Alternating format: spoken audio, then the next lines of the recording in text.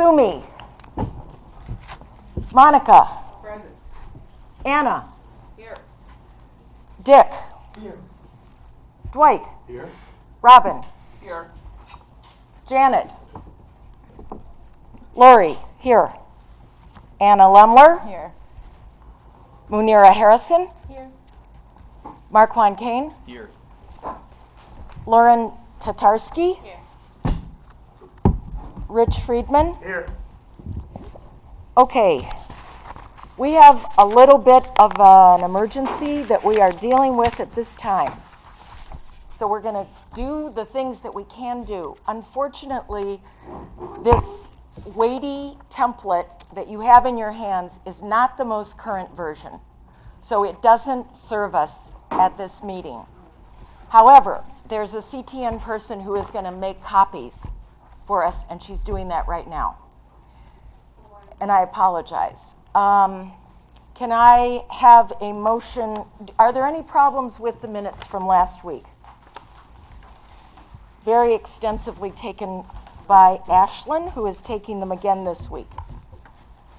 If not, may I have a motion to approve? Second. All right. Now, the agenda for tonight is correct. It's not a version that is not updated. And it is a very, very new format for us, which I will explain right now. We have allocated minutes to every item on the agenda. Our plan was to start with 2.1 and allocate 10 minutes to it, and so on down the line. You can see in parentheses how many minutes we're allowing for the task force to discuss it. At the end of that section, there's public comment, and after that, there is the informal vote by the task force. We can't start with 2.1 if you don't have the updated version. So we're going to start somewhere else in the template where you do have an updated version. So that is a change that I would like to make, if that's okay with everyone. You can see that we are ambitious and really wanting to get through all of Article 2, all of Article 3, which is on the second page of your agenda, and then all of Article 4, starting with 4.10, which is dispute resolution. We wanted to be sure to cover that. If we don't get through all of Article 4 tonight, and we don't vote to extend the time of the meeting, we will take it up at the beginning of next meeting, which is next Thursday. But you can see that this meeting is timed down to the last minute. So we have a timekeeper. Dick Sobel is going to keep time tonight. He's going to let us know when the time is up. If we can finish things before the allotted time, then we've gained time that we can give to something else. But my preference is that if we're going to reallocate time, that we decide to do it as a task force and make that decision together. Any questions or comments about the agenda and the change? If the agenda is approved as is, as the timekeeper, I just want everybody to know what has been assigned to me. And that is that I am going to follow this that the task force has approved. I will let us know when the allotted time is up. If anybody wants more time, someone on the task force has to make a motion to extend the time and indicate that the additional time should either be added on to the end of the meeting or taken away from something else, and we'll vote on it up or down. So it's the task force that are making the decisions about how we use our time. And I'll do that throughout.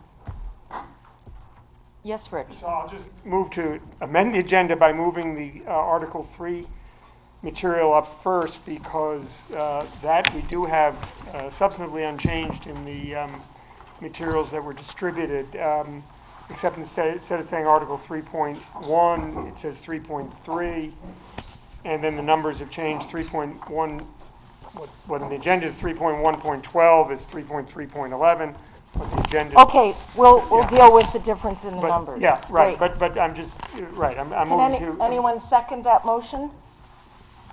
6 seconds. Okay, and Lauren, did you have a, I just Was want Janet to the be one moving. who wanted to do 2 first? Janet Janet is the was. one who wanted And to do. she's not And here. she can't She's make not here. it? No, Or, Janet will be here. I don't know why she's not here. but This all- will be Janet's last You don't meeting. have the copy back in. All the more reason to do 3 first. Yeah. That's what I figured. Oh, sorry, Siri. Janet says she's running late, but she'll be there as soon as she can. Okay. The other thing that I'm going to do is not read the whole thing out loud. As given that you all have it in front of you, if you don't have it in front of you, if something happens with the copies that are being made right now, then we will have to read it. But in the interest of using the time productively, that's my proposal. Does everybody have an agenda? All right, we're starting then with 3.1.1, which is on page 2 of your agenda. It's the general description of incident review. And in your template, you will find it on page 7. The page number is in the bottom left corner. If you'd like a template, there's a stack on the table.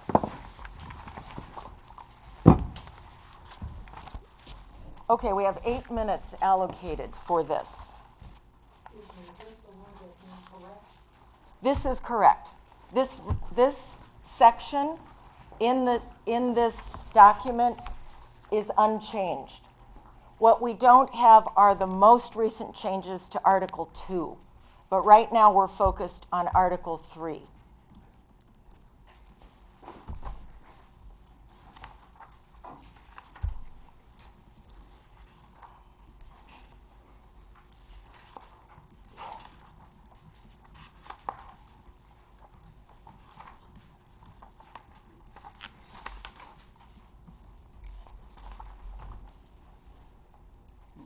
The silence is killing me. Is there any discussion?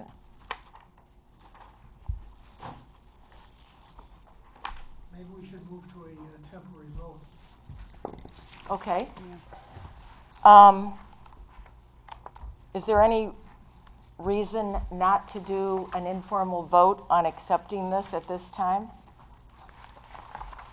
and just to confirm, this is just with the changes that we made from the last meeting. Yes.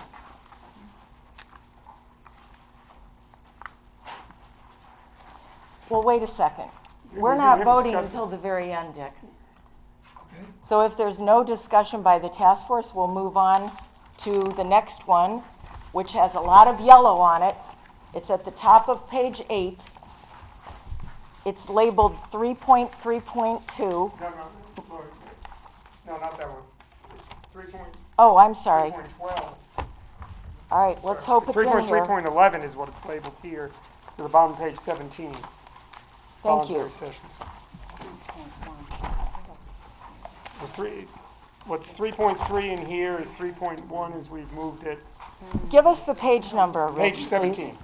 Page 17. near the bottom. Okay, So- so voluntary sessions. You can be comforted to know that the titles have not changed. The numbers are elusive. Okay, so we are now focused on the second item in Article 3, voluntary sessions. We're dedicating 5 minutes. This is a provision that makes it possible, if the commission believes it's useful, to have, on a volunteer basis only, a facilitated session with a complainant after there has been a report I'm sorry, Lori, I didn't hear where you said it was in here. On on what page page? 17 at the very bottom. Okay, thank you. or after there's been a complaint. It could be before the Okay. report. And it doesn't have to be the complainant. It could be anybody interested in the matter. It could be representatives of the police who aren't directly involved, but, you know, whatever. It's an open-ended authorization to the commission to maintain such sessions as it deems appropriate.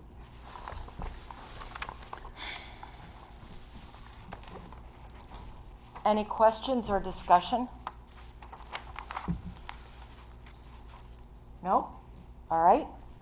Moving on. The next one is called Incident Reports by Commission, and you'll find it at the top of page 18. So the first section under that is the issuance of the report, and it describes the content of the report once the review has been done by the commission and it has been completed. That report goes to the police chief, the city administrator, the city attorney, and any other city officer deems appropriate. And except in cases filed anonymously, the commission shall also issue its report to the complainant. And except in cases filed under seal, it shall issue its report to the public. And it's also possible to issue an interim report. Any questions, any discussion? Just make an observation. I think that not everybody has been here at every meeting, and certainly many of the committee meetings that have taken place to try to put together this language, that one of the reasons why there isn't the same intense discussion now is that we've worked through a lot of these and people are in agreement that what's here reflects the will of the body. Thank you. Are you talking about you task force Yes. members or all? No, just the task force members. Public comment will come at the end of this section. So our input isn't in here, right? Your input is in here. This incorporates Yep. all of our input. The input that we've gotten from you at previous meetings, the input that has been sent to us via email, the input that has been made comments on the template, on the Facebook page, and work that's been done in smaller groups by the task force in between meetings to try to integrate that information. Welcome, Janet. It's a little confusing, but we're on page 18. Please, I'll explain it later. Okay, let's move to contents of reports, which is at the bottom portion of page 18. And this describes the final report that is made by the commission, where it determines the facts of the incident, whether there was any inappropriate conduct by the police, what the response of the AAPD is, if appropriate, and of the city, what it should be or what it should have been, and finally, any changes to policies and procedures that ought to be made as a result of the incident. Any questions or discussion? All right. Next page, top of page 19 of your template. It's called confidential information. The commission shall take care not to disclose confidential information, including, where applicable, the name of the complainant in a report. And the commission's report should ordinarily avoid identifying police officers by name.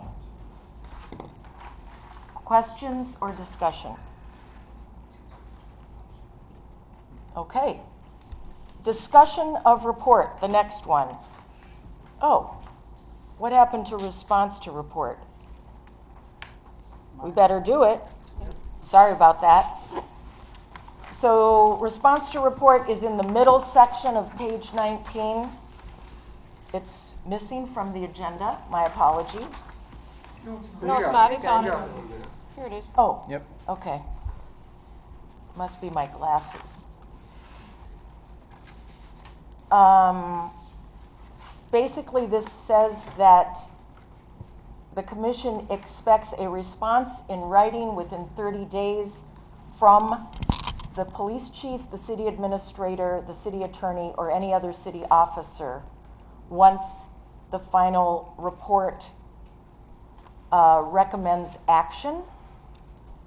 And in the response is expected the extent to which the responding officer accepts the recommendations, the actions, if any, that the responding officer has taken or will be taking on acting on the recommendations, and the extent that the responding officer does not accept the recommendations and the reasons why. Questions or discussion? Yes. On this, I would, even though the commission does not have the authority to discipline, discharge, or to make recommendations, I think the importance here is that if there are patterns that are developing over the course of a year in response to these, and we see certain patterns, we are in a position of pointing them out insofar as they fall into certain categories. And I think that's the sort of the independent view if the police are not picking those patterns up themselves.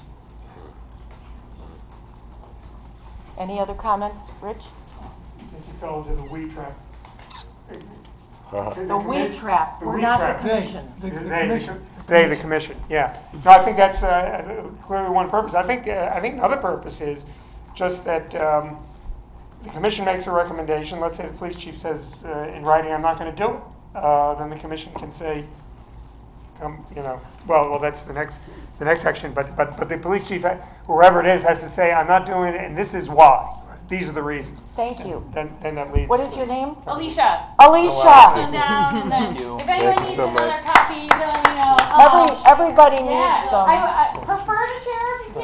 Yeah, Let me make sure we got kind of let you guys. Take one. Perfect. I want to make sure we got. It's a light, friendly voice. Wait a minute, No, I. Lori. Yeah. Okay, I hate to say it, doesn't have it still. It doesn't have the new Article 2. How is that possible? It's not there. Wait, I'm sorry. 4, 5. You're killing me, It Rich. doesn't have it. It, 5 copies. it must not print somehow the additions. I don't know why that is. That's just not true. Well, I mean, I'm just saying it's not there. Is it possible maybe to set up the screen so that Well, we we can? asked about that. No. I'm afraid this doesn't do it. Despite that road. Well, where is the real copy? It's on the internet. It's on the Facebook page. Lori, does everybody who either has a phone, a laptop, or a computer, are they able to access this on their devices? Yeah. So maybe what we can try to do, since this is, we're going to have to try to do something else, Yeah. is to try to sit next to somebody who either has, I see people have computers and laptops and phones, try to draw it up on Legistar? Yes. And look Although at Facebook. I don't know that it's right on Legistar if that's what she printed. Or Facebook? But the link, Set it up right now. It's probably just the view that's being printed is wrong. Oh. I'm guessing you can see it here, it's just that it's like the wrong view. well, I'll post it right now on Facebook again, just so it's right at the top. Yeah, what I'm looking at online looks like. So what you should see on the copy that we're looking for, go down to Article 2. What page? This is where I asked. It would be at the bottom of page 2. Joke. Article 2, composition of the commission. And then right under it, in green, it should say, second round of revisions proposed by Janet, Dick, and Lori on August 20th, 18 for task force consideration. I've got it in. You see it? Okay, that's the version we want. I got it in magenta. How do we give the information needed to the people who haven't yet gotten it. Print, print with suggested changes turned on. Alicia, Yeah. I apologize, but the version that you printed doesn't have what we need. Well, I just downloaded it from your Google Drive. So Yeah, It needs to be printed with the suggested changes enabled in the printing. Can we buy you 5 reams of paper and could we reprint? I can try, but I need someone to like send it to me or bring their computer. Like I just got whatever you had from Yeah. the thumb drive. So that's probably why it didn't work, right? Oh, I okay. didn't realize that there was edits and comments that needed to be a part of it. Yeah. Can we email you? Or You no? can email me, yeah. What's your email I'll link address? to it. Lauren's going to email you right now. Okay, it's the longest last name ever. So let me just give you a business card. Do you want to please. type it in? Literally, it's the longest, yeah. And Lauren, probably Is there anybody who needs it?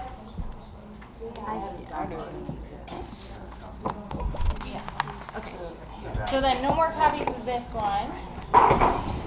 No. Okay. And we need to print with the comments and remark, or what was the other? Suggested changes. enable. Enable. You should show that on page 2. Download it. I'm looking at how it downloads. I was gonna say, I think that's what she Looks like you can download it as a Good. Word doc that everything is there. Yeah. All right. So, Rich, how do we keep going while Alicia Well, is... let's, Probably worth printing. well, here, we haven't done, Yeah. we haven't Let's- talked about 3.1.13.5, which is at the bottom of 19, discussion of report. It shows Okay. up as 3.3.12.5. All right. Bottom of what page? Page 19 of, Pass through response. I just posted it on Facebook again, right? So if you go to our Facebook Response page, to it should be report. right at the top right now. Comfortable, yeah. On page 19 Yeah, of try the putting the attached first. of the problematic document, under discussion of report, which is at the bottom. Okay, on our page 19 on the web live right now? No, this would be on the hard copy. just where we were. We're going to finish up what we were just doing. Okay? Discussion and report. Yeah, discussion of report.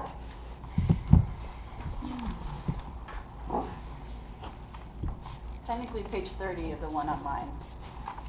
Anna says it's page 30 of the one online, but it's page 19 of the hard copy you have. And we're going to give it 5 minutes, but I know we're not going to need it. If the complainant wishes, the commission can give an opportunity to discuss the report with the commission or with members of the commission in an open meeting, if the complainant wishes, within 30 days of the time the report is issued. And the report can also be discussed with the responding officers.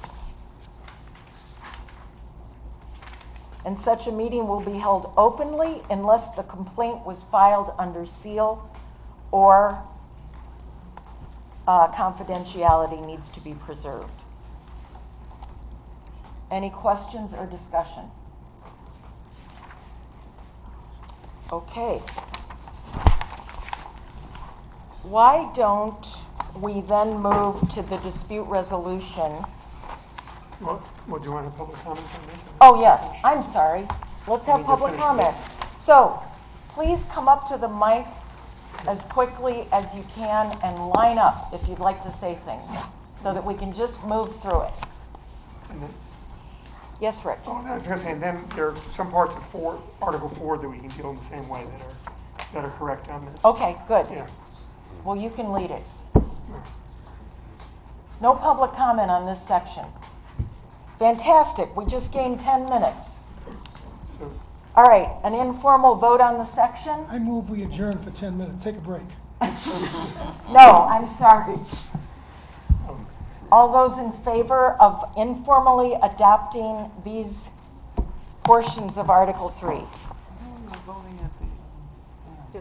This is an informal. Anyone, oh, did I see every thumb? That's not your nose, that's your thumb? Okay. So- Adopted. Good. Then I think we can go to Article 4.7, which is correct here, and 4.7, 4.8, 4.9. The very back of this document, page 28. Oh, so it's the very last page of the hard copy that you had, page 28, and it reads, additional procedures and rules of operation. 41 online. Anna Gersh says it's page 41 online. So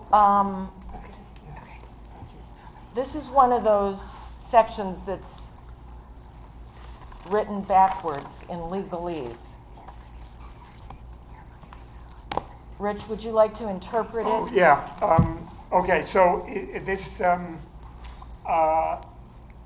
just says, and it just confirms what the city code says. The city code is the collection of all city ordinances, which says that boards and commissions can make their own supplemental rules so long as they don't they're not inconsistent with the charter and other ordinances. But I think it's useful here to specify that, and particularly to specify some matters as examples, just because in the task force we've had our own experience that controlling the meetings, whether electronic participation should be allowed, maintaining own communications. I mean, those are issues that we've had on the task force. So those are examples Those are of examples. controlling Yeah, its own recognizing issues. Recognizing The the commission, danger they not us. Oh, did I say us? Nope. Oh, good. Okay. Yeah. So it's just confirming that and saying that it's meant to be that broad to include communications. Okay, questions? Discussion?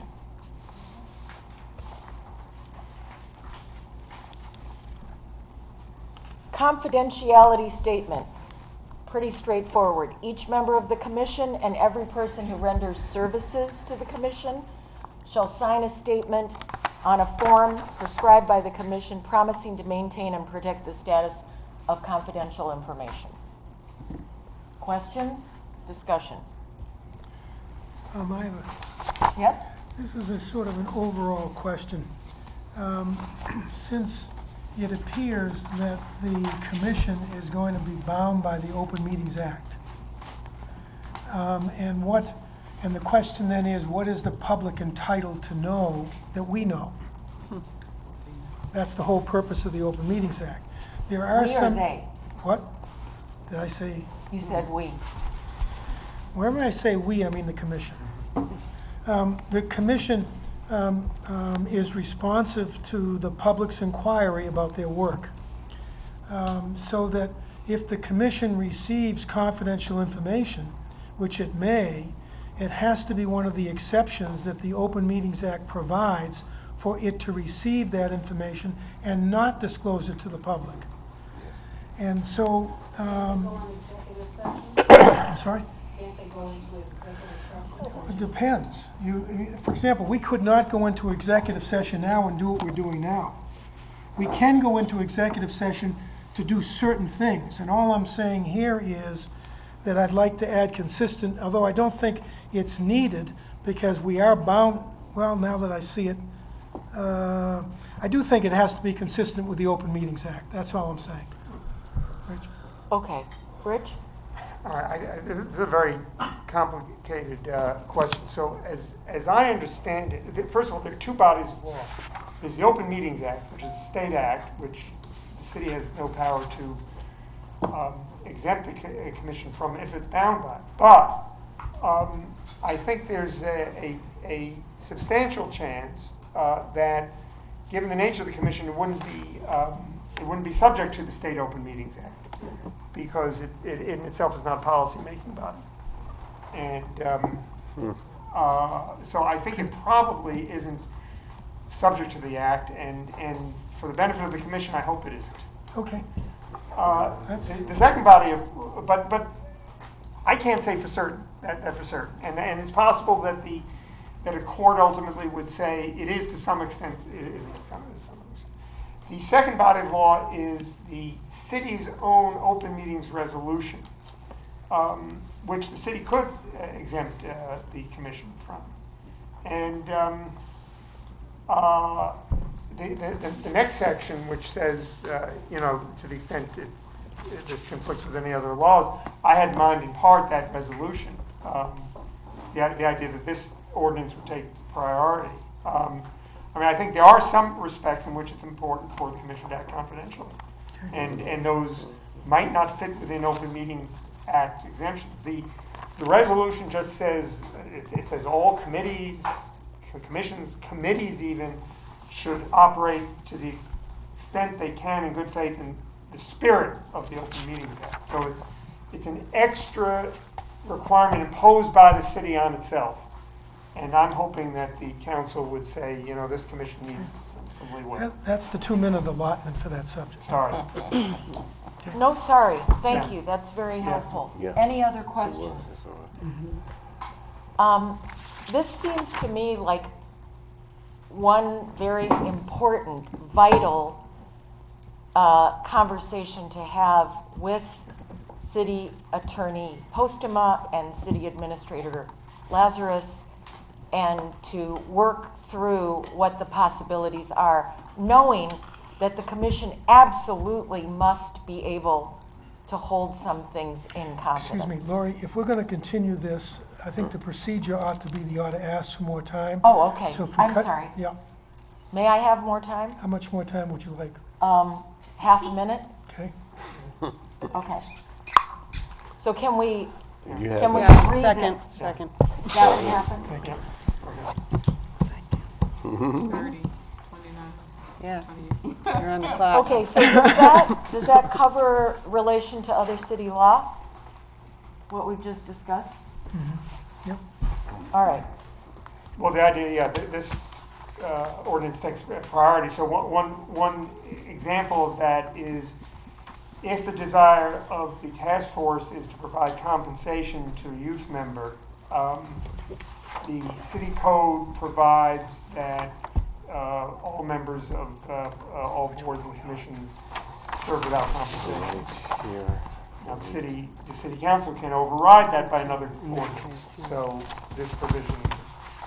Okay. I now see the importance of that provision. It's crucial. Crucial. Did I hear crucial? You heard it. Okay. Can we move to, I got one other. yes, one other example of a Something accommodation? that's okay here. Oh, okay. But with one change. Sorry. What is We're it? on a different section. 4.4 council, 4.4. So that would be on page 26 page 26. of your original hard copy. Okay. I have 6 so far. Who's the lucky 6?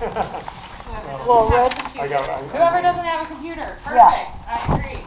Good woman. thank you. No problem. More coming. Right here, right here. Two over here. We can share one. Thank you, Mooney. Can I have one, please? All right. Thank you so much. Yeah. Anyone else on the board? No, we're set. You're set. Thank you so much. Audience. 1, 2, 3, 4, 5, 6, 7, 8, 9, 10, 11. Okay, you had one change. Yeah, so at 5 something this afternoon, we got a letter from the city attorney pointing out. 502. Sorry, 502? Yeah. Are we doing? Pointing out that under 5.2C of the charter says, upon the attorney's recommendation or upon its own initiative, the council may retain special legal counsel to handle any matter in which the city has an interest or to assist the attorney therein.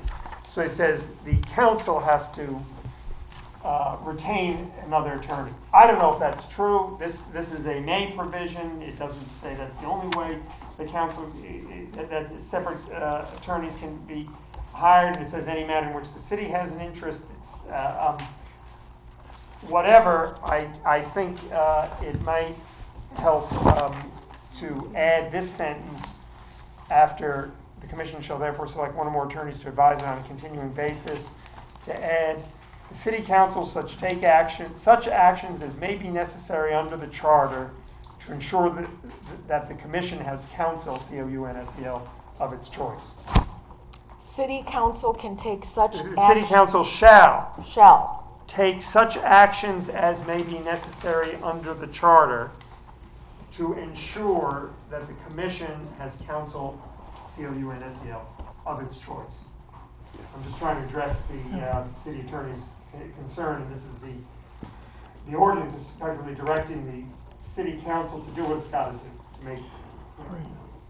So that you I- is adding that. I'm suggesting adding that to 4.4. I agree with that. I do think that there's a difference between how much we pay in the procurement basis. Yeah. We can't just go out and do it on our own, but who we select, Yeah. consistent with procurement, ought to be ours. The city should not be appointing us attorney not of our own choice. Yeah. Fact.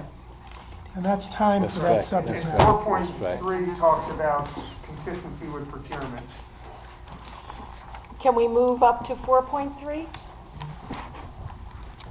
Well, we already talked about last week. Oh, last week? Okay. And does that mean that we don't have to talk about 4.2? Because I thought there was one idea that was brought up about 4.2, which is meetings. So that is at the top of page 26. And it's saying that the commission shall meet at least once every month.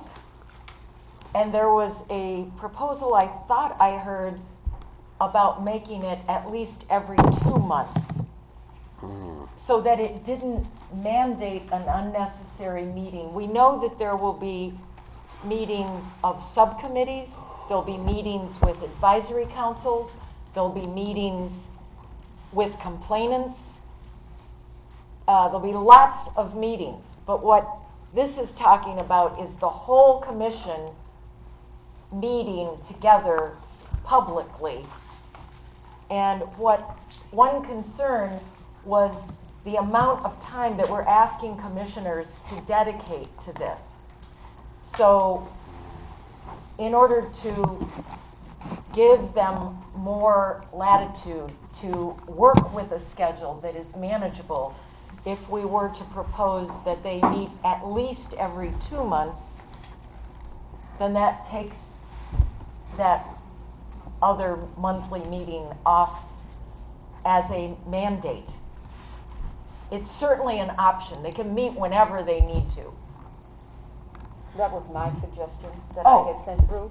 And the reason was just what you had said, but also recognizing that if something came up that the commission needed to address, they would have the ability to call a special meeting so that that issue could be addressed.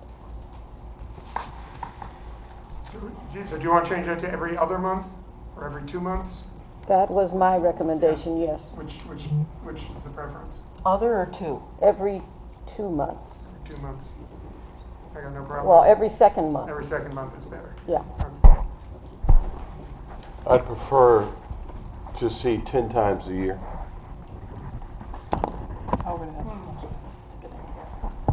Howard has it. That's the time for that subject. Does someone want to move to extend the time? Oh, can we get up and talk? Yeah. I'll move to extend the time. I would make one suggestion to you, and if you're concerned how, rather than bind the commission in the future, you can always say that the commission will establish a schedule of meetings on an annual basis and they can always augment it as the need occurs. That way you get past the concern of how frequently a future commission may want to meet without really knowing what they're going to need. Just a recommendation. Okay, thank you. Any more questions or discussion? So what would the conclusion be? Do we have time? I mean, No, we don't. Well, I'm going to make this suggestion. Is the next item public comment? The next item would be 4.5, funding and budget. Okay. And then, would we move to 4.10? Do we have that? And then when does public comment come and what are they commenting on? All of the Article 4. We also did Article 3 and there was no public comment on 3. That's correct. Nobody will. Oh, Nobody- okay, that's where we picked up the 10 minutes. Okay, if we're ready, if we think we have enough paper, maybe we should move right after this into Article 2. No, I think we need to have I mean, public, after public comment. yeah. okay. All right, well, why don't we finish the 4s and then we'll go into public comment on this. And then maybe you could think while we're doing that, Rich, of adding that sentence regarding the frequency of the meetings. I'm not sure which sentence in what Aaron suggested. Or Dwight. I mean, Dwight suggested 10 times a year. I don't know. I don't have any feeling on it. Okay. particularly. I don't know what the sense of the task force is. We don't have to have any requirement as to how frequent the meetings are in this document. Okay, Anna? I guess I am feeling strongly that I feel like I was appreciating the 10 times because it then doesn't mean that there's a minimum of 6 times, but it could be 10 times over the course of the winter or something, and then the commission may not meet for 4 months at a time. Like there could be a whole chunk where they don't meet, and that seems concerning to me. Just given complainants coming, I feel like there needs to be some kind of routine. So I'm appreciating, I was feeling the 10 times, but then was thinking actually that in order so there's not a 4-month summer break or whatever, that it is every month minimum. I have a proposal that the commission meet 5 times every 6 months. Okay. And I think that addresses your issue and addresses frequency and also doesn't bias into every single month. And like if there's a snowstorm or whatever, that's what I was hearing from Yeah. you, Janet, it gives people the leeway to take out a meeting if there's some crisis or whatever. Okay, I appreciate the consistency of having a meeting where the public can be appraised of what's going on. The time is up on meetings. Okay, can we move to finish 4.5, funding and budget, 4.10, dispute resolution, and 4.6, training of members? Can we do that? I know it's jumping around, but then we would have covered all of 4 and we'll get our public comment, and I know there's going to be some on these. I was just wondering if, I don't know, if it would be helpful since we gained 10 minutes, if a little public comment time now and then public comment on the rest. It seems like a lot to comment on all at once. I don't know. Yes? So maybe we can do some public comment time now and then continue with the 4 point until completion of the whole thing. Do they have the copies? No, right? Of this one. They don't have, oh, Of what we just went over, yes. Still no copies, yeah. yeah, I actually think, oh, we don't have the current copy of budget, funding and budget. The ones we've gone over, they're copies. Okay, If all you right. work from the effective document. So Lauren's moved to have public comment now? Support. Okay, let's do it. 10 minutes. 10 minutes for all of us? No, For public comment. Can you restate the sections we're covering Sure. a little bit? It's 4.2, 4.4, 4.7, 8, and 9 are the ones we just discussed, and those are all in the document that you had today. Physical copy. Yeah, the hard copy. Hard copy, which, and we've made, And 4.5 is not going to be discussed now? not public comment, we'll talk. Not, it's gonna happen coming after. It's coming on a new printout. there's some changes that were made on it that we want you to see. So we've been talking about 4.2, 0.4, 0.7, 0.8, 0.9. And they're in the document that was circulated, and I think the task force has indicated likely accord with the two changes to make the commission shall meet at least at least 5 times every 6 months in 4.2, and then to add the sentence at 4.4, City Council shall take such actions as may be necessary under the charter to ensure that the commission is council of its choice. Please just come and tell us what's on your mind. So I have a few comments about 4.5, but also it's related to sections here. So I'm actually going to make a broader comment and hope that it applies to both and is helpful. So what I'd like to talk about tonight is the budget and then how it relates to specific sections of the ordinance. So one of the most impactful ways you all can support an aspirational commission is to fund it. There's no best practice in this area in terms of adequate funding police oversight and curbing systemic police misconduct, at least none that we could find historically or nationally. And we made a good faith effort to look for such a precedent. The earliest oversight commissions, like Philadelphia's, were both sparsely funded and often staffed by city officials and police officers.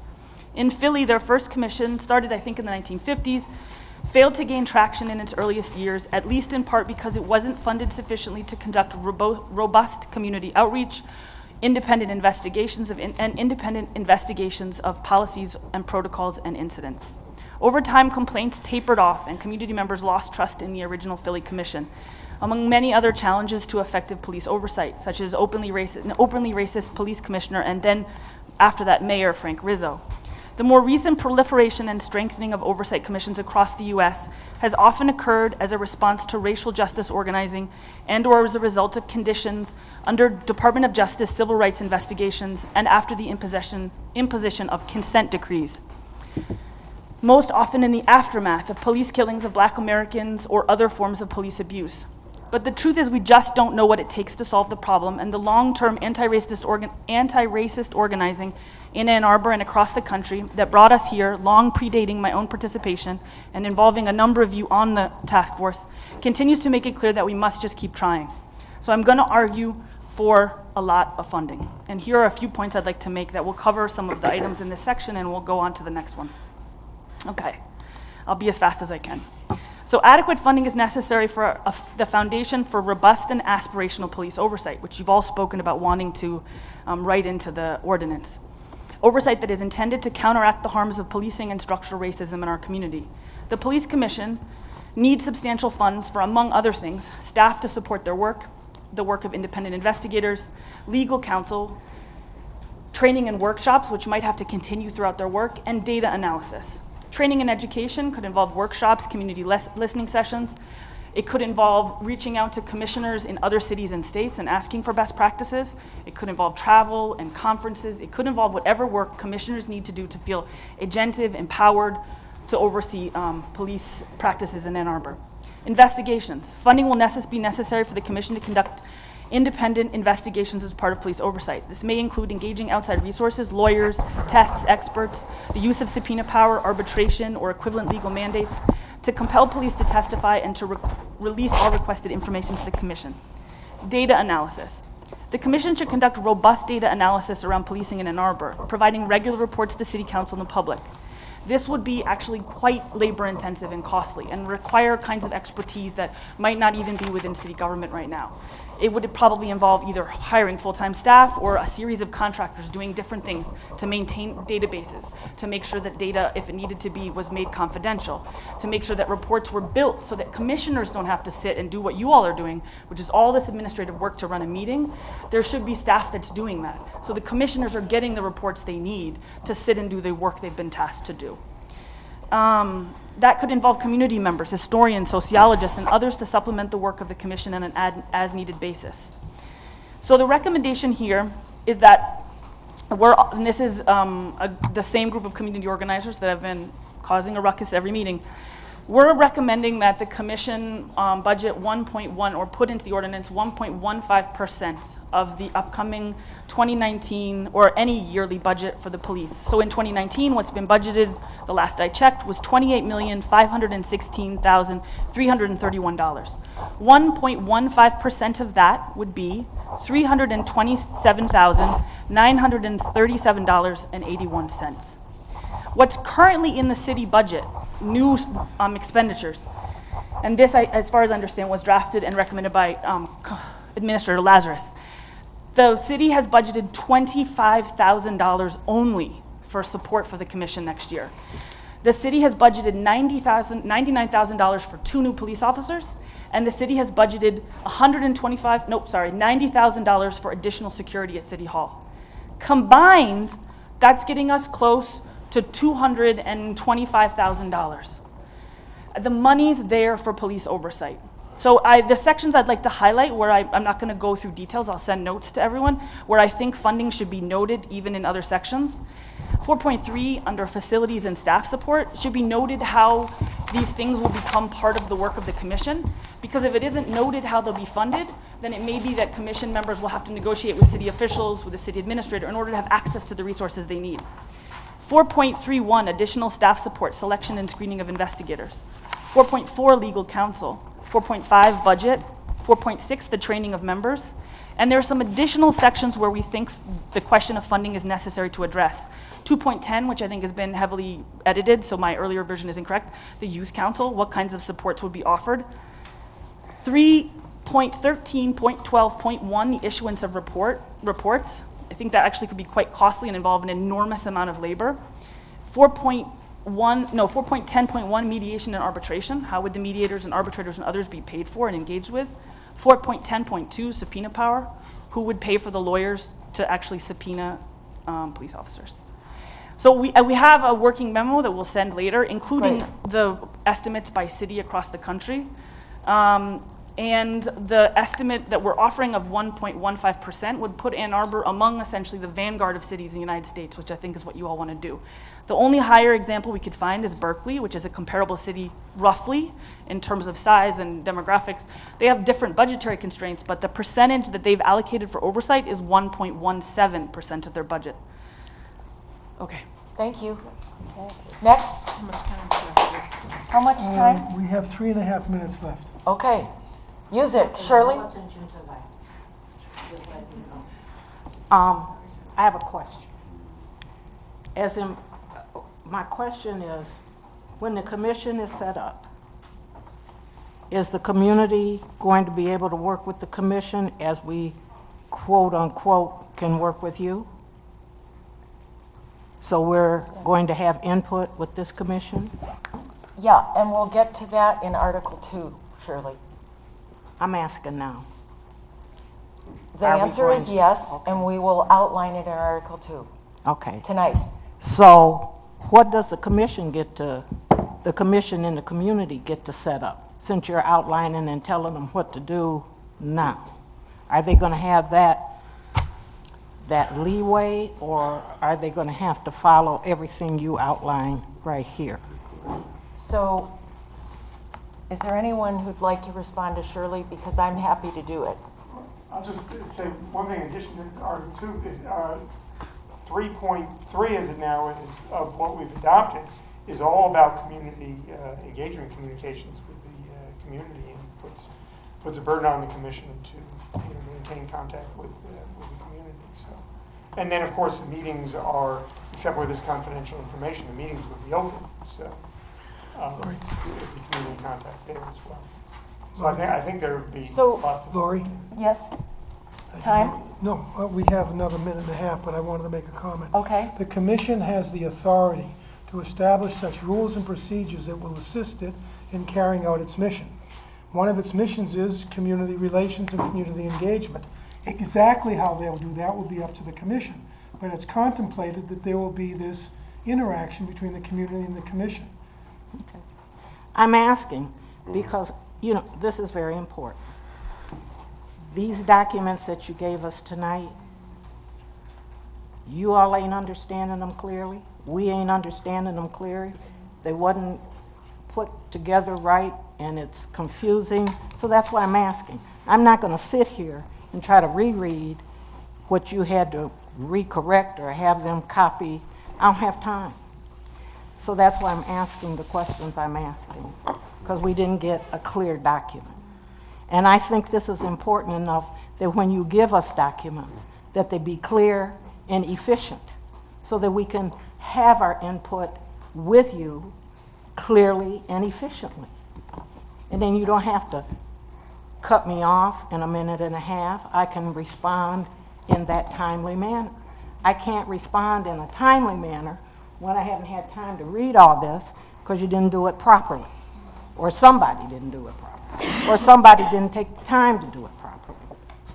So I just want you to keep that in mind when you're telling us we only have 10 minutes together to talk to you, which also sends a message to me that you don't really want our input. I'm not through. Am I through? You are, but I want to just reiterate what I said in the beginning. If someone on the task force wants to extend public comment, they can. But we can't, that's what we adopted. If I will move to give another 2 minutes to public comment and see if there's support for it in the committee. If there is, then we'll extend it by 2 minutes. Yes? Is there a vote, Lori? Yes. And the vote is 2 more minutes? Yes. Okay. So I'm just letting you know that it's, as a person of the community, and as a person that has fought very hard to set up this commission, I'm so disappointed. And I hope that anything that we get in the either last meeting or however many meetings we have before we go to city council, that you consider us a little more. Because it seems like since you're limiting us in our comments, that you only want to hear part of our concerns and not all of them, since we only have 10 minutes with all of us. When we're the ones that put this together, and you're sitting here supposedly representing the community. But you want to cut us off and tell us how long, and we sit here and watch you babble and try to figure this out too. We're trying to figure it out with you. So I just think you ought to be aware of that. And that's why I'm mentioning it. And before I sit down, I also want to say, I had an emergency last week. And I just want to put a feather in the police, Jason, the deputy police. He helped. I asked him for help. We had a gentleman he's 93, and we couldn't get in the house, and they were efficient and helped. So that's a plus. So I just want to let you know we accept and admire when the police do help us. Thank you, Shirley. This is confusing. There is no argument about it. And I gave the job of making the copies to someone else when I normally do it myself, and that won't happen again. So, sorry for the confusion. But don't you think you should allow a little more time since they've If we have the time, we will allow it. Okay, so where are we now? Are we going to vote? Informal vote on adopting the ones that were commented on. I think with maybe the suggestion that we might want to go back through and note where funding needs to be accounted for in the sections that were listed. You know, I don't think that's necessary. I mean, I appreciate what Sergeant was saying, but I mean, it's clear that there are lots of things for which funding is necessary. And then 4.5 says, you know, the Commission shall have a budget for its operations, and here's what the funding is for all the operations. So that's all inclusive, and I'm a little reluctant to say, here, this is going to require funding, and this is going to require funding, this is require funding. I mean, we just say, look, the Commission does this, and then we say, and here's what it's funded. We say in a separate section, here's what its funding is. I don't really think it's helpful to pinpoint each section. This requires funding, this requires funding. It did occur to me What to ask, what section are we discussing now? well, we were trying to decide whether to have an informal vote on the items that we have already talked about and on which there was public comment. Okay. And funding and budget was not one of them. But the comment applied to many of the sections we just talked about. Right. And I would really like to have the document, which you said you would send to us. And I think that we can consider that before next meeting when we do a formal vote. But we didn't have that document. It was a lot of good information, and it would be helpful to have it. So thank you. What about that as an option? Yeah, I mean, I think it's like we did last week. We passed some sections saying informal vote, but with the expectation that we're going to integrate this comment or this issue, so. Or that we're going to think on it further between meetings. Okay, so what are we doing the informal vote on? 7, 8, 9, 4, and 2? Yeah. That's the order which. Okay. 2, All 4, those- 7, 4.2, 4.4, 4.7, 4.8, 4.9. All those in favor of an informal adoption? Thumbs up. Did I see them all? Okay. So now that we all have access to the most current one, can we do 4.10, 4.6, and do we hold off on 4.5? I'm just concerned, Janet's concerned about Article 2. Well, I'm can just we worried about. finish 4 and then go to 2? Yes. Janet says we can. Okay, all right. Okay.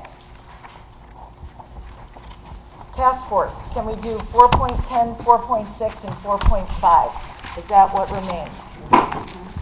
Yes? Yeah. Okay. So 4.10, what page is it on in the most hot off the press? 38. All right. Everybody go to 38. I've got 42 online. Yeah, I have 42 also. That's because Online.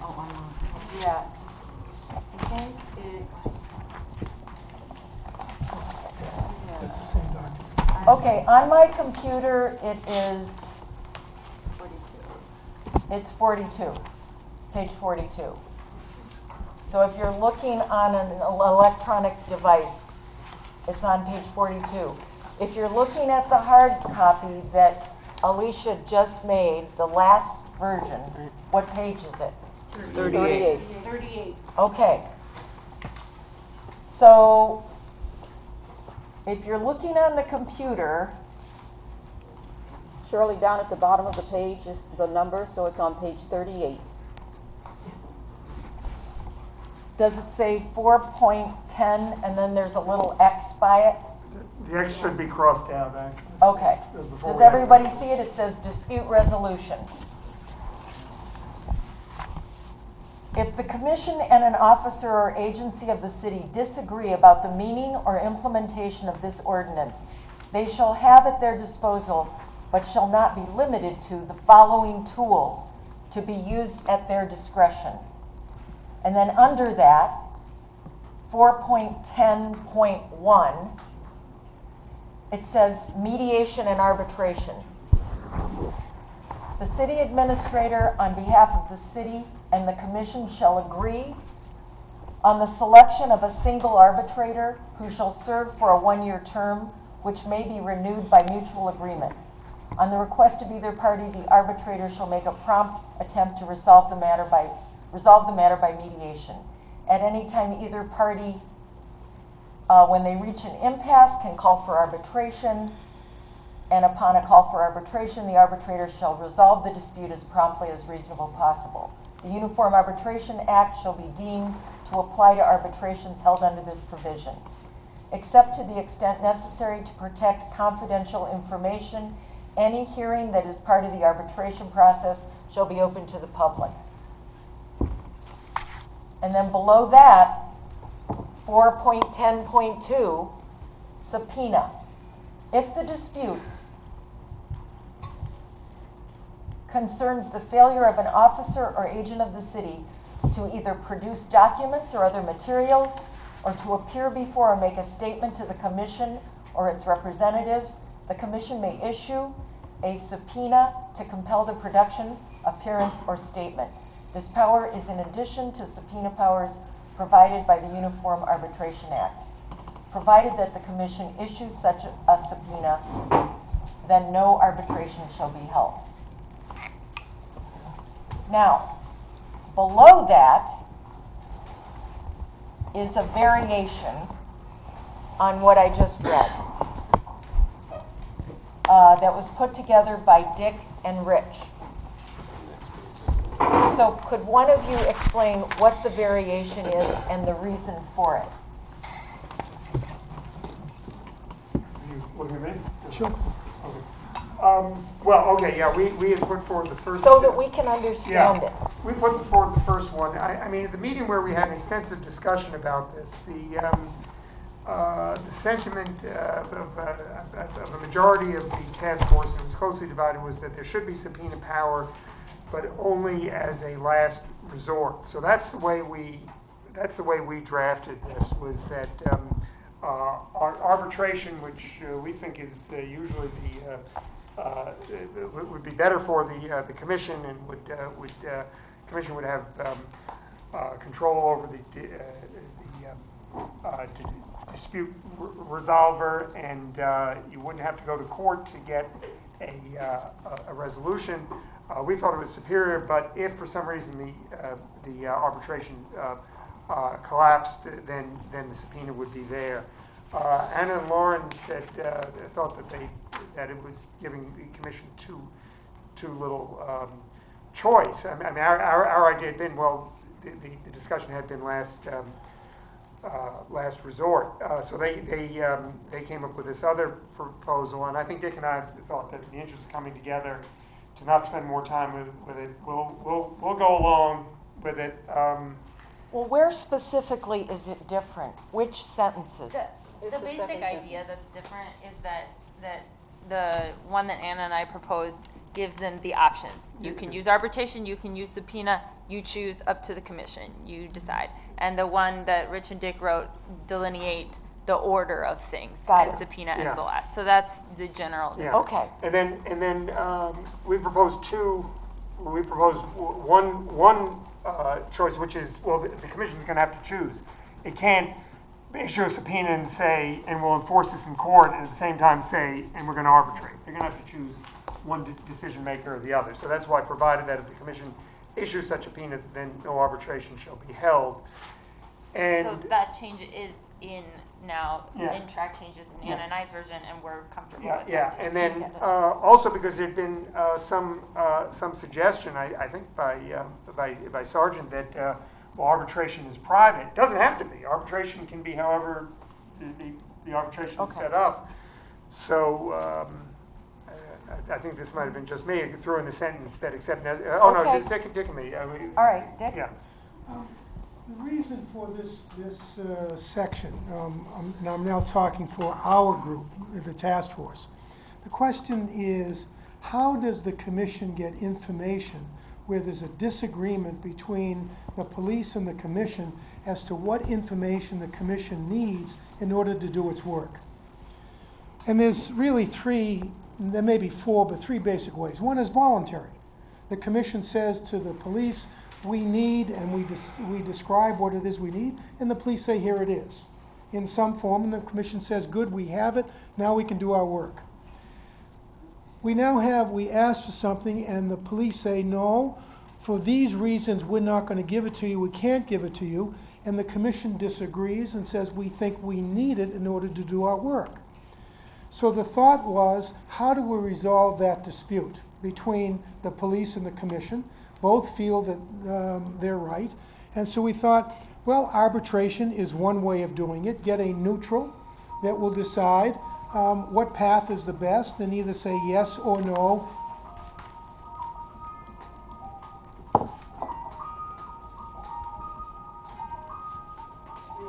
That's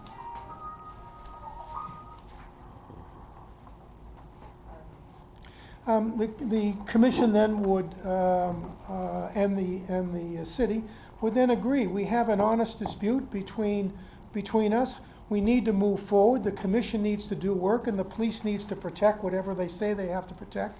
Rather than having a stalemate, we said, okay, let's go to arbitration and let the arbitrator decide it, and we'll move on. The second approach was, if the city doesn't give, if the police don't give the commission what it wants, let's subpoena them. And there are some issues that we've talked about at length about whether the commission would have the authority, whether it's legal. But we said, okay, let's try one of both. So what we did here is that we've said that if there's a disagreement on information that we need, you can go forward. You can either use subpoena or arbitration, but you can't use both, because both are aimed at resolving the dispute. And the idea is to try to do it as quickly as we can so that we don't get tied up forever in these disputes, and develop a pattern. That's what this is aimed at, helping the commission do its work and helping the police protect what they think that they don't have to disclose.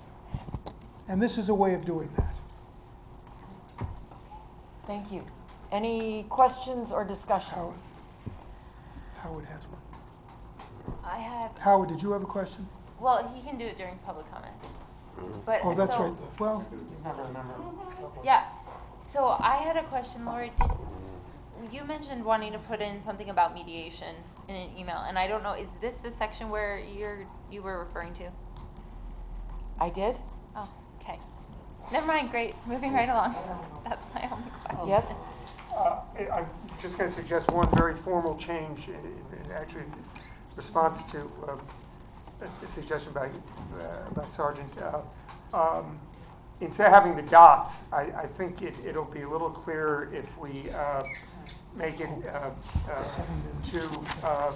4.10.2, if the dispute concerns the failure of an officer or agent of the city to little parentheses, little a, produce documents or other materials, comma, or parentheses, little b, to appear before or make a statement to the commissioner's representatives, comma, and then continuously to the commission. It's all one sentence. That sounds good. Okay, good, yeah.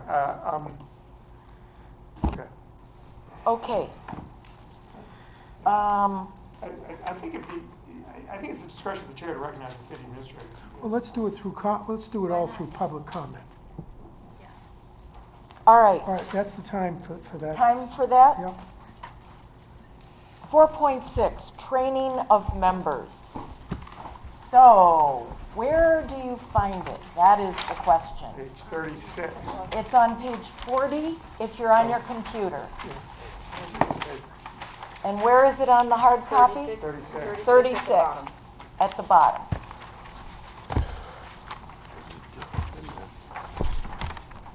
So we have two versions of the training of members. It's really worth looking at both of them. Training of members, by the way, is 3 minutes. 3 minutes. So, Uh-oh. yeah, so. We're going to need more than 3. Well, then, when we get to it, let's extend. Okay. So, yes, Rich? Oh, well, I was going to suggest something that maybe would shorten time. I don't know. If it would, We can add to the time. Yeah, if we need it. yeah. There are different visions, and I think I take Anna's suggestion to make the title Orientation and Training of Members, and I think that we probably should not prescribe for the commission just what it should do, the topics it should be covering, and whom it should be relying on. I think that's something that the commission has to resolve. So my suggestion would be to take it as it is in the first version, just the first sentence, and limit it there. Empower the commission, authorize it to do what it thinks is best. Say each new member shall be required to engage in orientation and training programs totaling no less than 6 hours within the first 6 months of the member's tenure, comma, as the commission may prescribe, and just limit it and keep it at that without further narrowing the commission's authority. And where, would you see that the suggestions of, Suggestions could go in the report. could go in the Could go report? in the report, yeah, without limit. I think we Okay. can throw in whatever suggestions we want, but I think that, Love that report. yeah, well, I think that would shorten our discussion here and would do the right thing by giving the commission the power to make its decisions. I don't think we should be making forward. Okay, Can we give Anna a chance to comment on? yeah, actually, that was the next thing. Anna, could you please comment on your proposal? Sure. So the distinction of training versus orientation is that those have two different functions, which is Yep. what the version shows. I think that based on what Rich is saying in terms of what content should be covered, that I think that it's important that some of these things are like mandated content. So that's all I need to say about it, which is that in order for this to be, I think, a functional commission that's most effective at naming some of that is, is key, which I know there's different opinions. Okay. Yes? Well, yeah, others might want to pitch in, but I think then we get into a big debate over now about what should be mandated. And, I think it's very politically laden, and the idea of mandating some of those things, but not mandating that to learn about operations of the police, commission members will hear from the police how they operate, to me is not right, so Wait, say that So again? Wait, it's time. If you want to do more time, I just remind the body that we've set aside 78 minutes for Article 2. And I look at the clock now. Yeah, my sense was that if we started Article 2 at 8:30, we would be okay. Okay? So how much more time do you want on training of members? How much more time does the task force want? 2 minutes. 2 minutes? Okay. Well, I was just saying, I don't want to get into the debate about whether we should require this kind of training, but not require orientation with by meeting with the police to hear about what the police operation is. I think we should leave that to the commission to decide, and we can make suggestions in the report. Okay, more discussion about this. We've had this discussion online. I'm in total agreement with Rich. I have a very different idea about what is necessary information for a commission to be effective. I think that the disagreement is strong enough among the commission and very political, or the task force, and very political. It probably will be, there'll be new things to learn as time goes on, and I appreciate the idea of keeping it open. I can agree to that. Any more comments?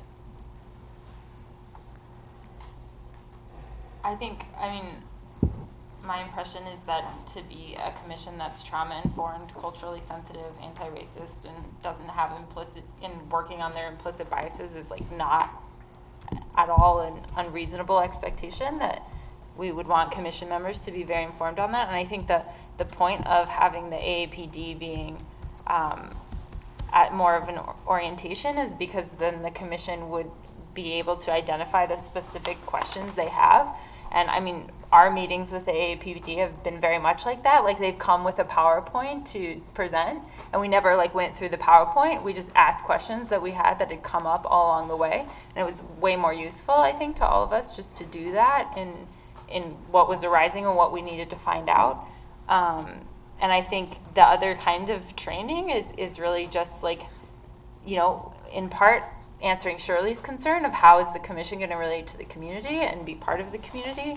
And I think that's the kind of training that sets up a really good, well-informed board that then can get information from all sorts of other people. I also think that this is Anna's background and her training, and that I am glad to have her input on this and what she thinks needs to be in there, especially based on her expertise. So that's my opinion with that.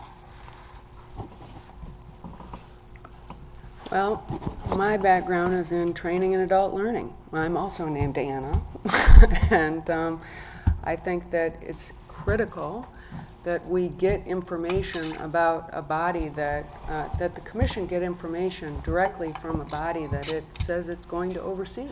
And it will. That's says it time. in there. That's time. Do you want to extend again? Yes. Okay, how much time do you want? 1 minute. 1 minute, okay. And I think Dwight wanted to speak also. Okay. And so if we're going to mandate training, that should be part of the mandate. There should be a certain degree of specificity. And what has been outlined over here, I'm easy with that. I don't think that it's helpful to anybody to have everything be open-ended. Certain things are necessary. So if we're going to take a vote, I'm going to vote for some specificity. So. And I'm also wanting to add at the end of that sentence, and continuing orientation is needed. So. End of which sentence, Dwight? Well, I'm looking at the one on page 27 because I'm sharing the one on 36 over here. So where are we? Right here? Can you help me? At the very end, that we also include and continuing orientation as needed. Okay. Just orientation, not training. Orientation. Just orientation. Clarify. Yeah. My question is, how is anybody gonna do all this stuff that's being specified in 6 hours? Yeah. That's it. And That's time. You want to extend again? Yeah, 1 more minute? Okay. Thank you. Sorry to cut you off. you didn't. You didn't. Monica? That was just my question. Her question. It just seems like we're and I don't have any problems with certain specific things. But also as a person who has trained people, and I know that you cannot train anybody in all of these different things. And with the importance of the things that are being delineated and specified, there's no way to get those training. Now I think the other thing that kind of niggles at me is that we're assuming a level of ignorance of the people on the commission that they have to be trained in this. So maybe some thought should be given to how people are being selected to be on the commission so that perhaps they have some of these things in their background. So then you don't need to go start at square one training people in all of these things. But I just don't see how that training is going to happen in 6 hours. That's time. Do you want to extend again? Extend Yeah, the it time? says, yeah. She was just saying it says a minimum of 6 hours, so. Is there, a- do you want to Are we extend the extending time? the time? Yeah, minute. Okay. Minute, Well, yeah. can I? Okay. Yeah. Let's extend Maybe it 5 like minutes. then- Yeah. 5 minutes. Okay, Did you 5 say minutes. 5 minutes? 5 minutes? This is Okay. obnoxious, yeah. We're gonna start Article 2 late then, if we go 5 minutes. 3 minutes? 3 minutes. Munira, then Rich. Also, something that I thought, like, is this expecting that they're only going to do this once and that it won't be more of an ongoing thing? Because I feel like bias training and like a lot of the stuff that you're talking about in there needs to continue going on. It's not like, okay, boom, you did it in the first 6 months and now you're good. I feel like that's something that needs to be ongoing and like continue to talk about. I think it's up to the commission to figure out the best way to do it, but good point. Rich? I do agree that it's, to give a long list and then say in however many hours, it may be impossible. And then if you say, well, it can be lots and lots of hours, then it puts a burden on commissioners, which we've got to be concerned about. And I take Monica's point that not everybody people are going to come in with skills and backgrounds and differential levels of those. I think when we get to Article 2, there's some focus on trying to get people with those skills. I do worry about becoming too prescriptive, and I think we're better off letting the commission figure out what it can do, what it needs to do. So I've heard Dwight say that a certain amount of specificity is desirable, and I'm hearing it said that there's a problem with becoming too specific. See, my feeling is, I look at these documents that we've received, and we've been specific on 10 million things. I don't know how anybody can keep all this action in their mind. I really don't. But I do think that we should not say everything is allowed except what I disallow. Right? That's why I say there needs to be some degree of specificity. What must you have? And I can't fathom that everybody we would bring, if they came from different classes, different degrees of education, would all understand some of the things that are essential. Do I want to close the door and say this is only for a bourgeois group? No. I don't want to go there. I don't want to go there. At the same time, if it sounds like I don't have clarity, it's because I don't. At the same time, how do you train in all of these things in a short period of time? You can't take a pill? I don't know. So I'm still struggling with it. And as I've said before, I'll take an informal vote right now, but I'm not taking a real one until the last time. Because I've got to pray over a lot of this stuff. Well, that's time. I really do think that we keep extending and we're not going to finish Article 2. Okay. So can we have 30 seconds to figure out what to do about 4.6? I think we should do what we've been talking, I think we should be doing what we've been doing for other sections, which is that we should take this conversation and revisit it. Okay. It's a minimum of 6 hours, because if we mandate other things and it's all a volunteer commission, and we can't do that, we have no budget, so we can't hire people to train. That's why it's a minimum of 6 hours.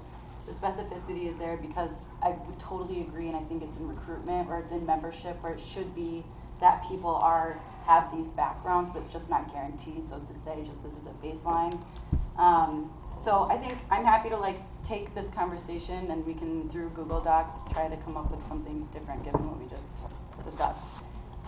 Even if that ends up being Rich's proposal, which I threw into the document. Can we go with that? Task force? Okay, all right. I really want to get to 2.1. Do you want to do 4.5? Yeah, I guess we really do need public comment on that. Well, how about 4.5? How about 4.5?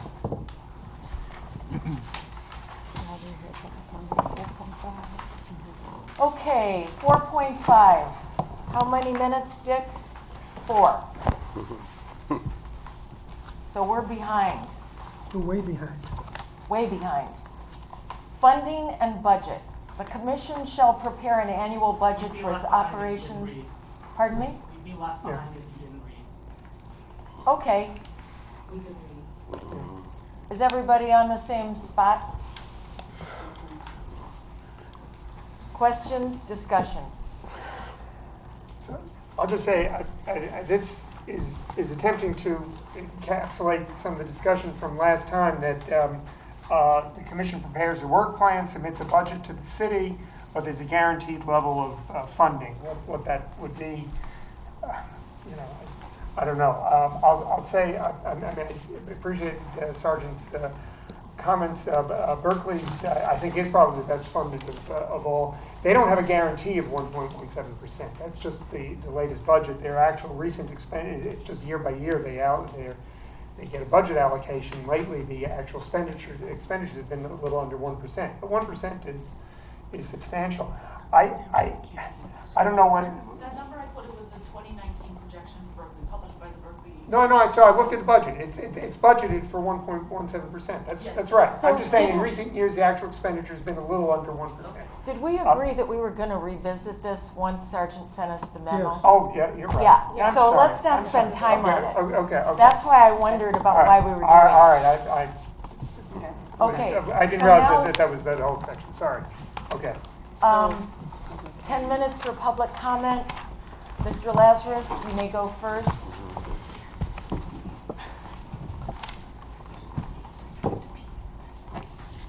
Thank you. I'm going to start with a discussion about subpoena power.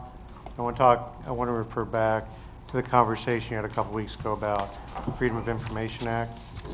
Freedom of Information Act essentially is a standing subpoena on behalf of the public. There's a very limited suite of exceptions to that really protect people's safety, they protect ongoing investigations. Those are the things that are likely to be not provided upon request. Everything else is an open record. It's not the police department that decides ultimately what's turned over. The FOIA law vests that authority in the chief administrative officer of the city. So in talking to Mr. Sobel before this meeting, the concept that's really interesting is if something is denied for one of those reasons, right now the only option that is available is to hire an attorney and sue the city. The conversations that this task force has had in many cases governs leveling the field, addressing the differences in power and resources that exist. So to that extent, while I haven't really thought about it because I haven't received anything formal as a final product, I think one of the things where arbitration may be of interest, depending on whether it's lawful or not, would be at that point in time. I will tell you that we haven't denied many requests for information, except in those very limited numbers of cases. But I think we also recognize the goal here is to make sure that the commission has the information made available to it into the future, not dependent upon who's sitting in what seat. So I think that's a conversation I think that is good to have going forward. The orientation of new members, I would remind you that council asked you to address some specifics as to recommendations on what kinds of training should be made available. They referenced specifically the Citizens Public Safety Academy and doing ride-alongs. So I think those set a base level upon which you can make recommendations that you add upon. And then I would finally offer, as a budgetary matter, it's really up to the council as a policy matter to decide what they want to fund and how they want to robustly support a police commission. From a process standpoint, our budget runs July 1st through June 30th, so it's a little confusing as it relates to a particular calendar year and fiscal year. So we're currently in fiscal year 19. We go on a 2-year budgetary or financial plan, which we'll be doing this year. We are going to have an opportunity to discuss with council in December their goals for the upcoming budget. Hopefully we can time the placement of the commission so that they can participate in the budgetary process, so that in accordance with the policy that council is going to adopt, that funding is made at that time. I would have some concerns about setting a percentage, just because I would like to see things tied to a work plan so that it doesn't present artificial constraints, if that makes sense. I also, just as an aside, I still have some concerns where I need to work with city attorney on things like confidentiality, closed session, availability of records. I have concerns about stating that things in an ordinance here preclude all other ordinances and things like the collective bargaining agreement. So just as a little bit of advance warning as to concern, that's something that we're going to need to address as well. So those are just some thoughts, and as we look forward to sitting down and having the ability to discuss on a maybe a more continuous basis some of the things that we'll recommend to go forward to council, those are just some concerns and some recommendations that I have right now. Thank you. And others who would like to comment, come on up so that we don't lose time in between. I have a handful of things. The first thing is that you all have spent 12 minutes talking about how many minutes you're spending talking about things, and then punishing us by cutting public comment short. And that doesn't seem fair. You could probably talk less about the time you're taking and give us actual time to talk. The second thing about training, if you're mandating ride-alongs as part of the training for the commission, that would exclude people like me from the commission who are absolutely not comfortable doing something like a ride-along or sitting anywhere near cops. And I think that has to be taken into consideration if you want the broadest possible perspectives on the commission. In line with that, I want to talk a little bit about funding also. In order to have a commission with as broad possible perspectives as possible, some amount of funding needs to be provided for commission members to have access to transportation or childcare. The kinds of lived experiences we want on the commission often come with barriers for participation in long meetings for lots of various reasons. I also feel similarly for complainants. I think material support needs to be given to complainants such that complainants can participate in the complaint process because many of them will also have structural barriers to participation that money can address. And I also lastly want to add that I think some consideration needs to be given for trauma-informed mental health care for any complainant coming to the commission because they've experienced a lot of trauma. They're often re-traumatizing themselves when they're talking about it or when they're revisiting it. And anything we can do to help complainants make the complaint process easier will give us more complaints and more data to work off of when we're talking about how to hold the police accountable. And we want as many complainants to feel as comfortable as they can participating in the process. Thank you. I just have two requests. One is that maybe there's a special time for Mr. Lazarus to speak that isn't part of public comment because he's not really public. He works with the city, so, but I do think I've heard that people appreciate hearing from him at these meetings, so maybe a specific time.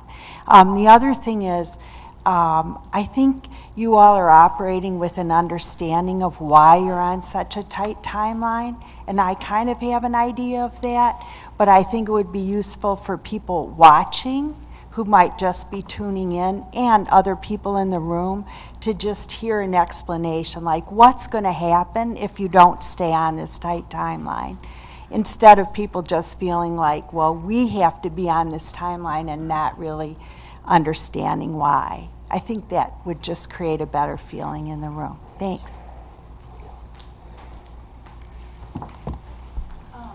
So you're just about to have an informal vote on the subpoena power sections, correct? Or no? Yes. Okay, so I'd actually like to ask a point of clarification. We exchanged some emails today, some questions that I and others have had about subpoena power and broadly how the CBA, the Ann Arbor Police Association contract will sort of affect lots of sections of the ordinance. And I'm struggling now because while I agree that that shouldn't overwhelm the meeting, I don't want to have these conversations all offline. I mean, it is actually helpful that Howard is a little transparent about the fact that he basically doesn't agree with anything we're doing. It's better to know that now versus for the public to be unaware that Howard and Stephen are actually kind of actively saying that a lot of this is impossible. So my question for all of you is, like, I'm happy to publish the letters on Facebook that I submitted and that other organizers and I wrote together, but I'd like to actually understand at some point how you all are reading the CBA in conjunction with the ordinance. Because we have deep concerns that actually the CBA gives the police strong powers, in addition to Garrity and other things that we've all been researching on our own, that basically would preclude them from being beholden to the commission. And even if you don't agree with me, I do think it's important to address the CBA at some point as it relates to the question of subpoena power. You don't agree with me, but at the same time, I don't think that should be hidden from the public. The CBA is quite strong. That's the reason why police actually, that's why misconduct exists, because there's no effective oversight. And Howard actually isn't being true. The HRC has repeatedly asked for information about trespass, and they don't get it. That's not the case. TJW was invited to meet with police this summer. I think they submitted a long email with detailed questions about police. I don't think they got a response. So, like, it shouldn't just be all offline with Howard and Stephen and police. I actually don't think that's really worked for the public. That hasn't made it transparent to us exactly how the police are operating. And I think it's a deep concern that should be raised at some point, even if you don't think it should change the language. So I don't want to stop the meeting now to debate it, but I do think it seems fundamental. And maybe but it's like, you all come every week, especially Dick and Rich, with all this legal knowledge, and then organizers say we're concerned about a contract, and you just say, no, it's not, it's okay. And that seems strangely, like, bizarre to me. Because the contract says that they don't have to be beholden to anyone except the advisor from the union, and then eventually an independent counsel. It doesn't say they have to be a party to an arbitration. It doesn't say that they have to, and it only says those involved in incidents. It doesn't say even witnesses anywhere in the CBA.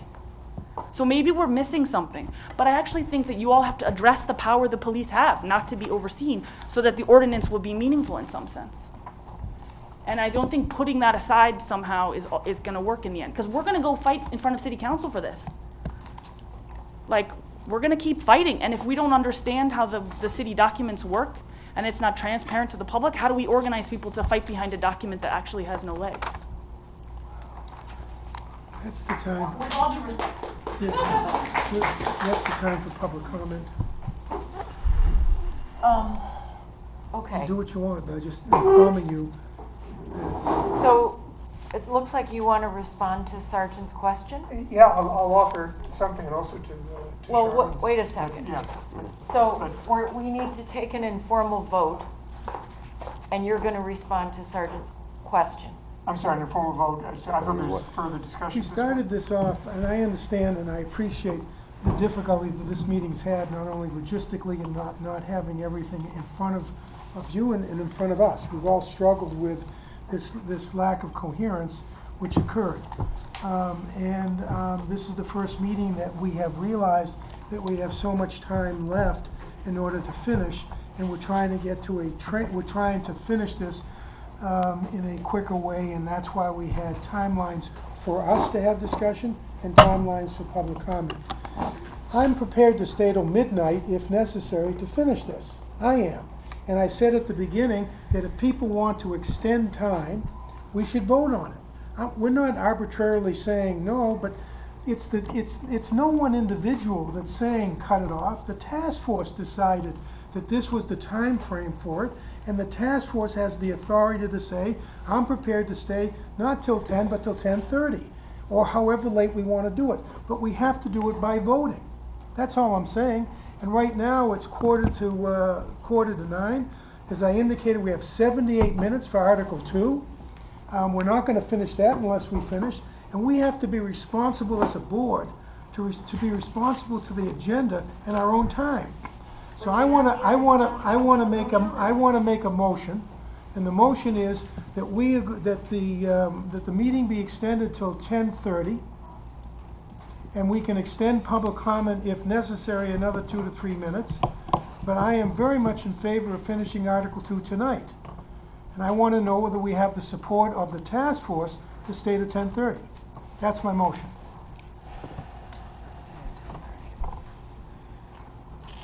Okay, We have enough people to do it. all right, we have a quorum? Yeah, All right. everyone doesn't have to. Okay, so given that, Rich, you want to respond to Sergeant? Is it appropriate? Yeah. Yeah. Does it cut into our time? Your turn. The 10 minutes for public comment was over at the end, Before you spoke. before Rich spoke. And what he's doing is not dealing with public comment, but responding to what you said in public comment. Did Howard's time cost? Yes, it did. Yep. Really? You asked me, They you asked, arbitrarily put him in with the public comment. I think we need to stop arguing all right, about all these I do things. too. Let me make this suggestion moving forward. We've extended this another 30 minutes. I did it primarily because we've worked so hard on Article 2, and so much of what you're interested in is in Article 2, so much of it. If you want to spend another 4 minutes on public comment, or take Howard's comment and add 5 minutes, I want to do it and I want to move on. I do. I don't want to keep fighting over this, because we're not moving forward. Rich, if you want to take a minute and respond, then do it. Well, if the task force wants me to. Okay. So I important. take Sergeant Sergeant's brings up a point. very If you important think there's a point. useful comment to make right now, Okay. do it. Okay. Otherwise, let's plan Yeah. on doing it next time. Okay. Briefly, I think the CBA doesn't preclude the chief from saying to an officer, you have to make a statement. And the template, the draft says that if the commission demands that the chief will make that order, and then the officer would be under an obligation to make the statement. That's my understanding of it. And the arbitration then couldn't. If there's a dispute about whether that should happen, then the arbitration can happen. I also say to Sharman's comment, I appreciate why the rush. Some of us, and I'm one, feel that we just have to be done by the original date. I mean, my own personal situation, I just can't go on. I'm willing to stay late till meetings, but we've got to be done, and I'd like to be done. And if that doesn't really satisfy I'm your happy to talk. question, Sergeant, then we can work on trying to satisfy it. And I'm happy to talk to you at 20 minutes. So my concern though is that those conversations then are in public. Right, we heard that concern, so let's figure out how to make it public. Okay, can we do it on Facebook where you post your responses? I'd like to do the solution finding off the meeting time, so that we can work on Article 2.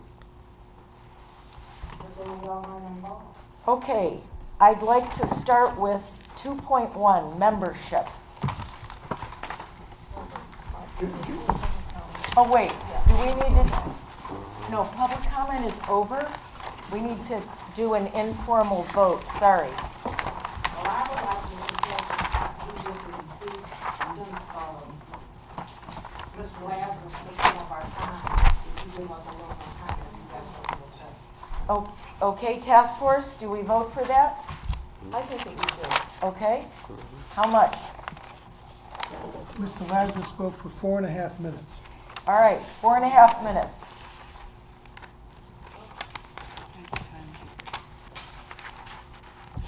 I want to ask each and every one of you. Who on this task force has lost a family member by the hands of the police? Here. Here? Here. Who on this task force has been arrested by the police? Here. When you say here, you mean Ann Arbor? I'm talking about on this task force. You all with all this power. Are you talking Who? about arrested in Ann Arbor, or are you talking about arrested in our life? I don't care. Arrested. If that's the case, Life, yeah. sure, Yeah. sure. If you're talking You've been about arrested, and you've been To your- arrested. to- no, and no, you've no, been no. I arrested. haven't been arrested. To your first question, you said to the police? Yeah. I'll hold up 2 fingers. Family friend. Now, you have, Yeah. and you have, and you have, and you have. That's your African American people on your task force. We're fighting to have a commission so that we can stop this. We're fighting so that we can have a venue to bring a complaint when we are either molested, harmed, arrested unjustly. That's what we're fighting for. I just want you all that ain't never been arrested and got all this expertise on this, such as you, and you, and you, and you, and you. Well, you've been arrested, you said, and you with all your expertise. How would you feel if someone took your child or harmed your child? How would you feel? Would you fight if some police officer did something unjustly to your child or your family member? Would you fight, or would you just say, oh, well? This is what this is all about. This is what it's about. We're trying to find some justice. We're trying to find a venue of justice that we can go to that has not been given to us in the past. So I'm just asking you to keep that. Those of you that haven't had incidents with the police that are harmful either mentally or physically, to keep that in mind. That's what we're fighting for. And you're just sort of kind of la-di-da, and I don't have time, and I spent 200 hours doing this. We have spent years, some of us, fighting with no pay, just because we're volunteering and we care because we've been harmed.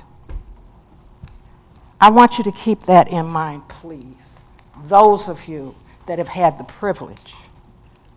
That's all I got to say. Thank you. More public comment. How many more minutes? We have 1.5 minutes.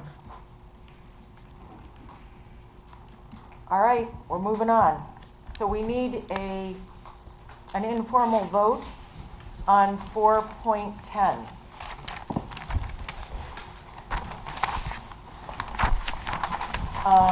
Do we know, is the proposal to adopt? I'll make a proposal to adopt Anna and I's proposal with the 2 with the 2 changes. Okay, And I made some just formal little all right. prefix changes. And informal vote to adopt that proposal. Which, It's the. This one? Yes. So it's the one that gives them options in the toolbox and does not delineate an order of procedures ending in subpoena.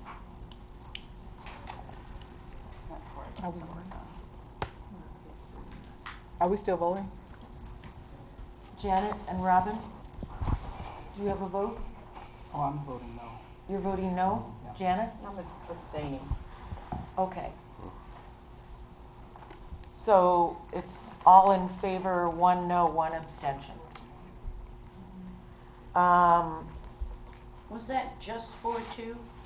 That was 410. Oh, sorry. Yep. And we made a decision. I don't know. Did we vote on 4244? Did we voted on those? Yes. All right. And we are postponing 4.6 and 4.5, correct? Yeah. Okay, moving on to 2.1, membership, finally.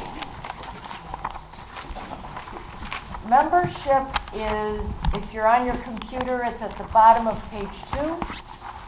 Where is it on the hard copy? Bottom of page 2. Bottom of page 2.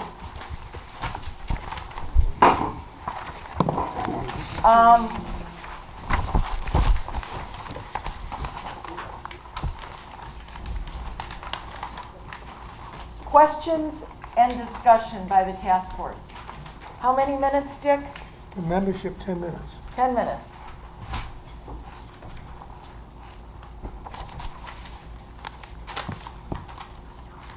Lori, maybe you can explain the genesis of this Okay. proposal? So the 2.1 membership in its latest version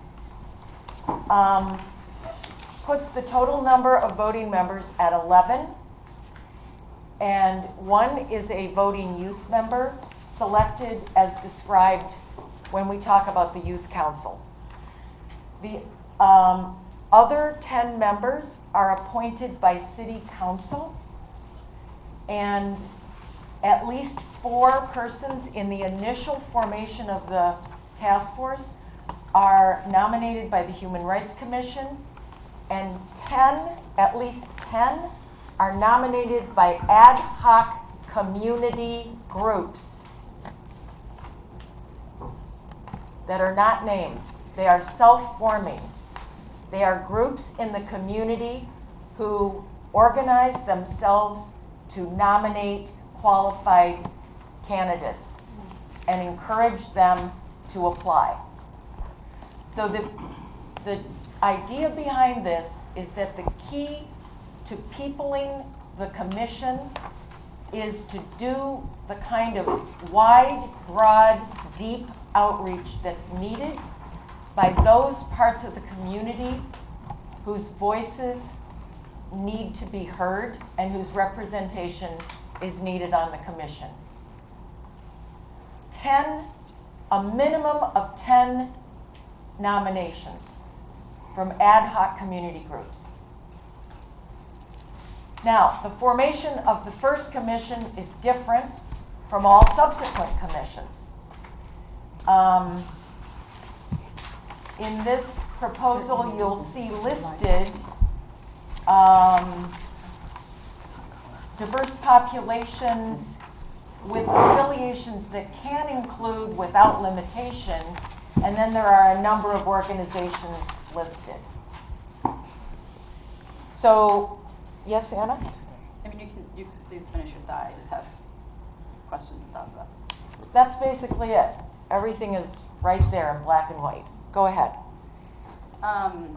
First, thanks to the subcommittee that worked on this. I know that, or I'm assuming it took a lot of time. My question is that the 10 people who are nominated by the community groups is, where are those names going? So are those nominations going to city council to then be appointed by the mayor? In the 'Cause that's how it first, works? in the first iteration, they are all funneled to the HRC. So, And then they are turned over to city council for appointment. Oh, I see. So the 10 names are decided by the groups, and then they go to HRC, and then HRC gives 14 names? Because they have 4? Yes. Yes. Okay. Yes. I don't think it says that. No. It doesn't say that? It would be more a direct line from community organizations to the city council as it's written. Oh, okay. Yeah. I'm sorry. It's been a lot of different versions. Yeah, Laura, that's what I thought. Maybe you can just explain how this came to be. I mean, the process that led to this proposal. Well, we took part of it from 2 other ordinances. So it's a combination of Albany, New York, and Kalamazoo and Muskegon. So we looked at models of what other cities have done to populate their commissions. Some of them do it by ward. Some of them ask community organizations to do the nominating, but not the appointing. We wanted to provide an alternative to the mayor appointing, and we felt that a broader base of elected people was an appropriate body to do the appointing if the nominating and the outreach was done largely by the community. And we didn't want to define who in the community would be doing that. We felt that once the commission exists, then the commission is going to grow and establish a network of community groups and organizations that it relies on. But that's not written. It's us imagining how this is going to organically grow. Would other people who worked on this with Lauren and me like to chime in? We thought it was very important that the community have a say in how this commission is formed and who is on the commission, and so that the community has the opportunity to make recommendations, to make nominations that would go to the city council.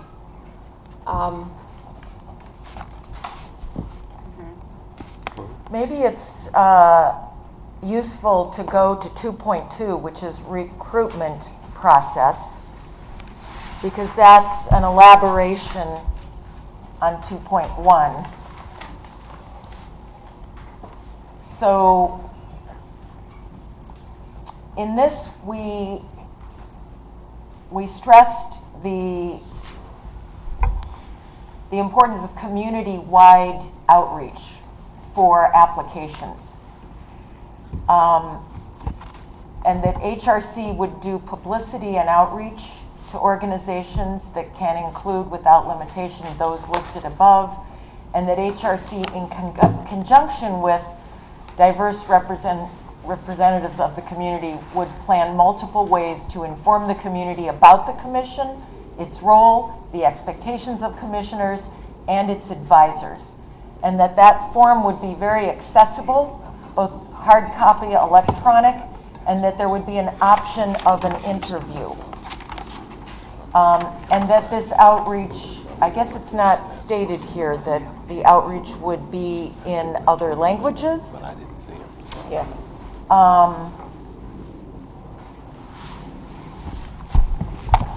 And that the mayor, the HRC, and community organizations would solicit recommendations for nominations from the community and pass them all to the HRC. We wanted this process to happen way in advance so that there was ample time to do the outreach, to do the education, to do the publicity.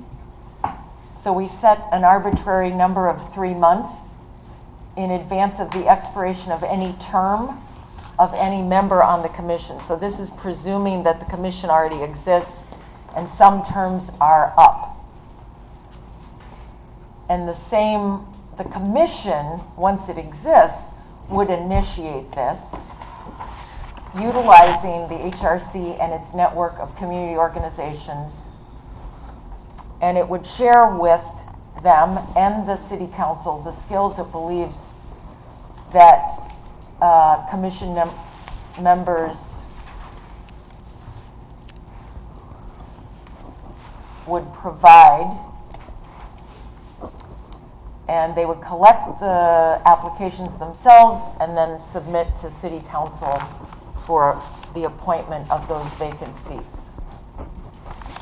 So there's a slightly different process of recruitment for the first commission than for subsequent commission members.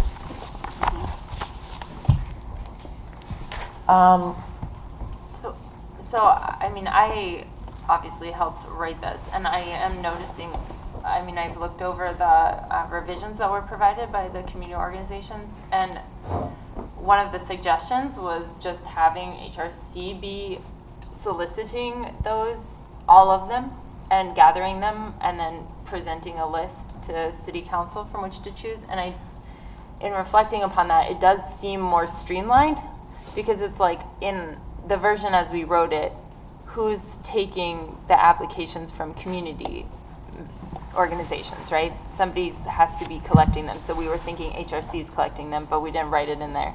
So HRC is the conduit no matter what, kind of, or should be, or needs to be potentially.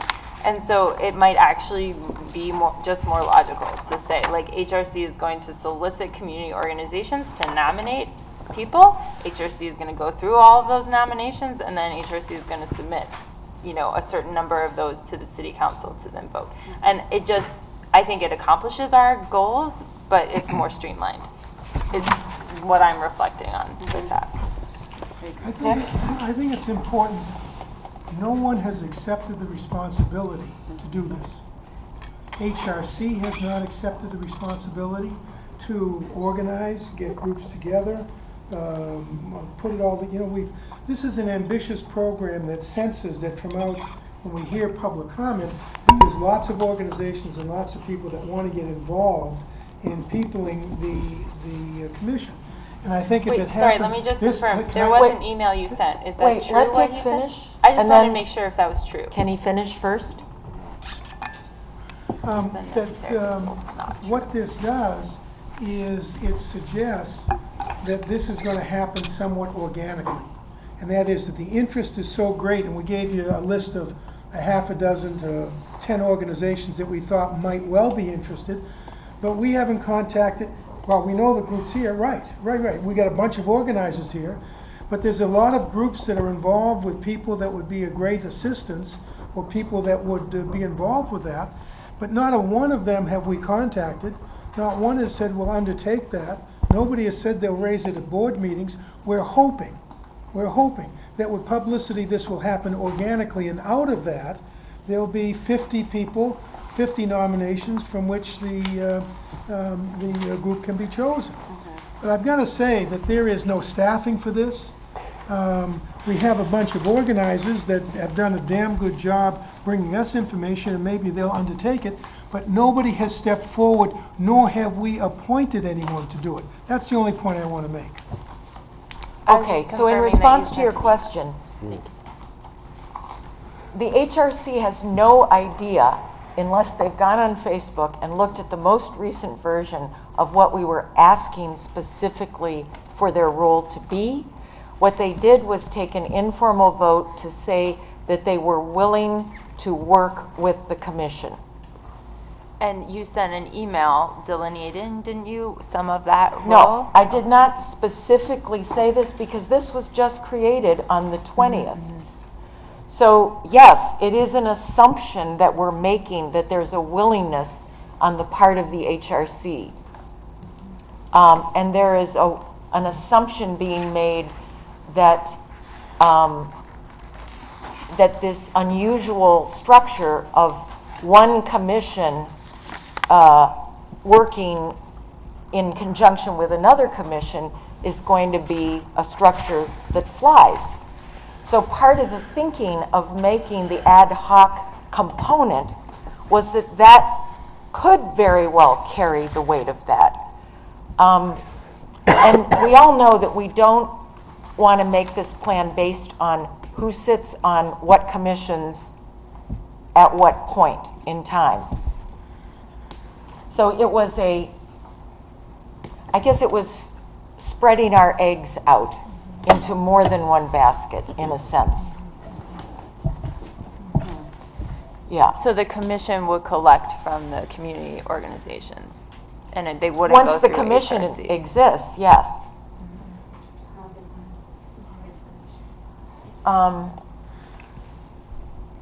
The HRC, at our last meeting, I'm the only commissioner in the room, I believe, agreed that we would be of assistance.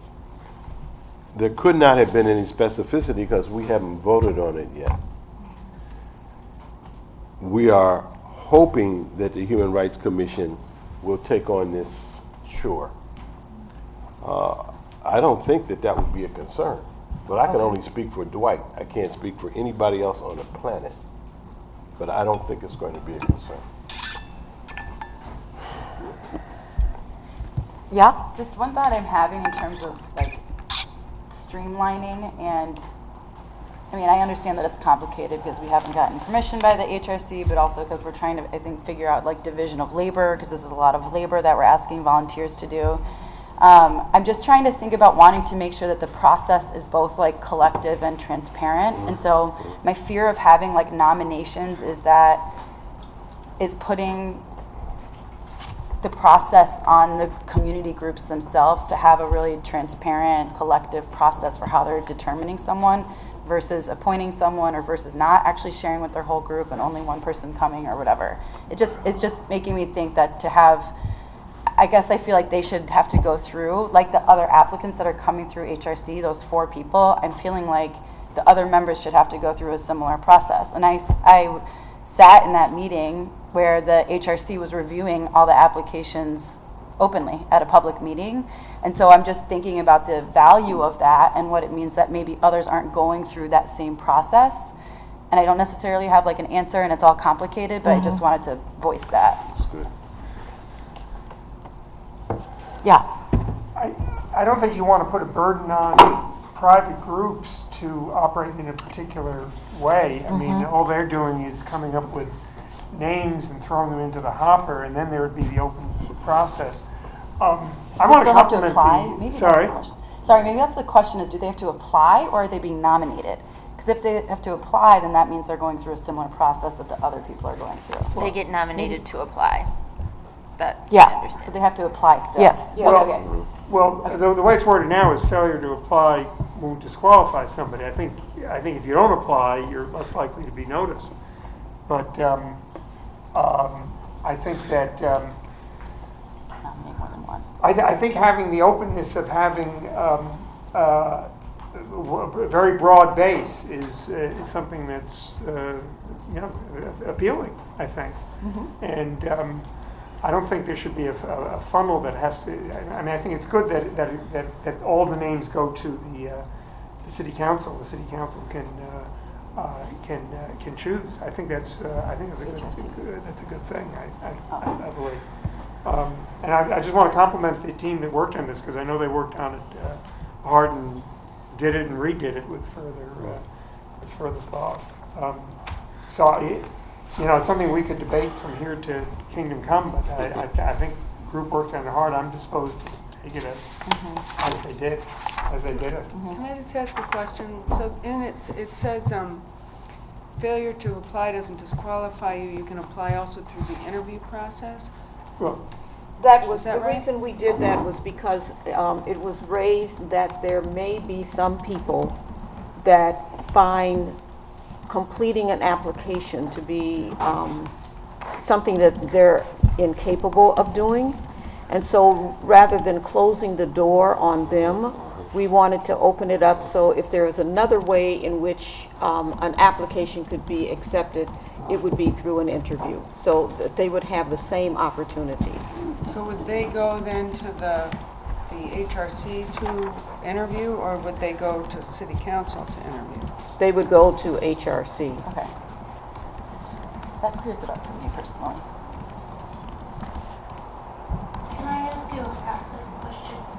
Did you compare this to how other commissions are composed?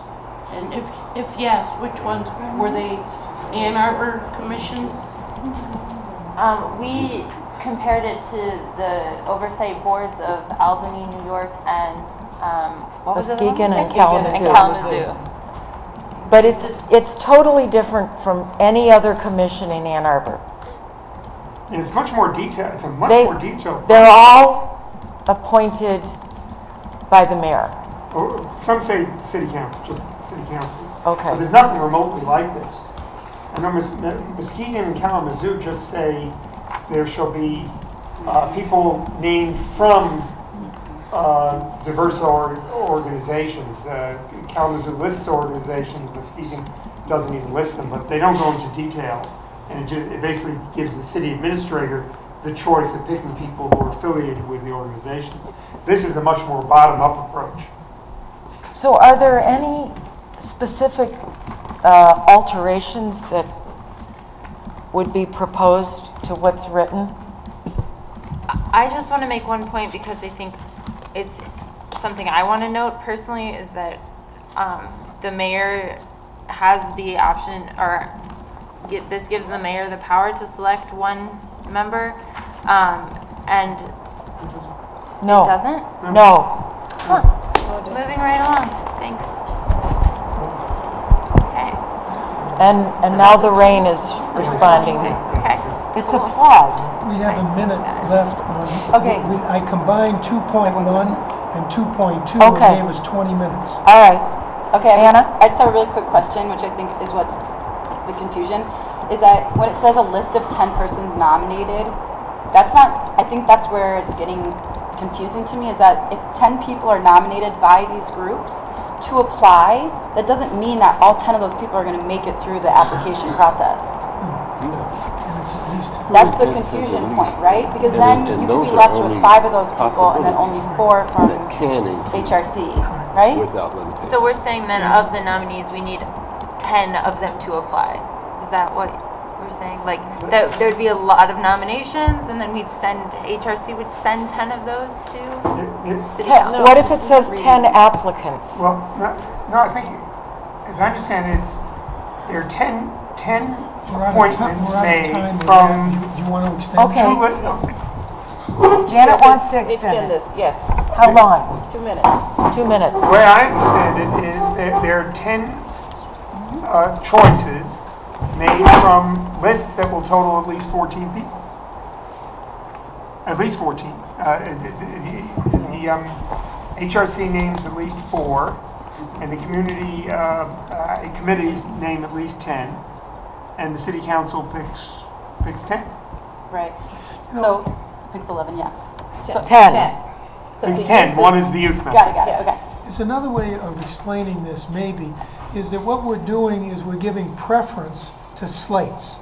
And that is that we're saying that there's a respect that the task force has of certain organizations, given their involvement in this issue, and that we're saying to city council, these organizations have spent the time and energy recruiting, and this is their best thinking of who they feel ought to be on it. But it doesn't restrict city council from going beyond that, nor does it mandate that they choose everybody that's on that list, which is the way I think they did it to create the task force. Wait, so this allows the city council to nominate their own? Yes.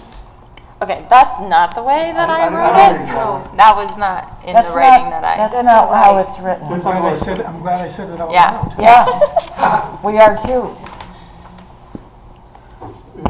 The thought was that, I don't know how many applications would be received by, and I'll take the community. How many applications would be received by the community, but the community organizations would submit at least 10 names, or a minimum of 10 persons. Okay. 10 people, 10 names coming Applications. from applications, however we want to call it, comes from the community, and 4 come from HRC. So 14 names, applications, nominations, however you want to describe it, goes to city council, and of that 14, council selects 10 of what has already been selected by the community and by HRC. Janet, that may be what we intended, but it's not what we said. We said at least 4 and at least 10, at least. So HRC may say here's 15, and the community may say here's 30, whatever that number is, and it's from that list that the city council picks.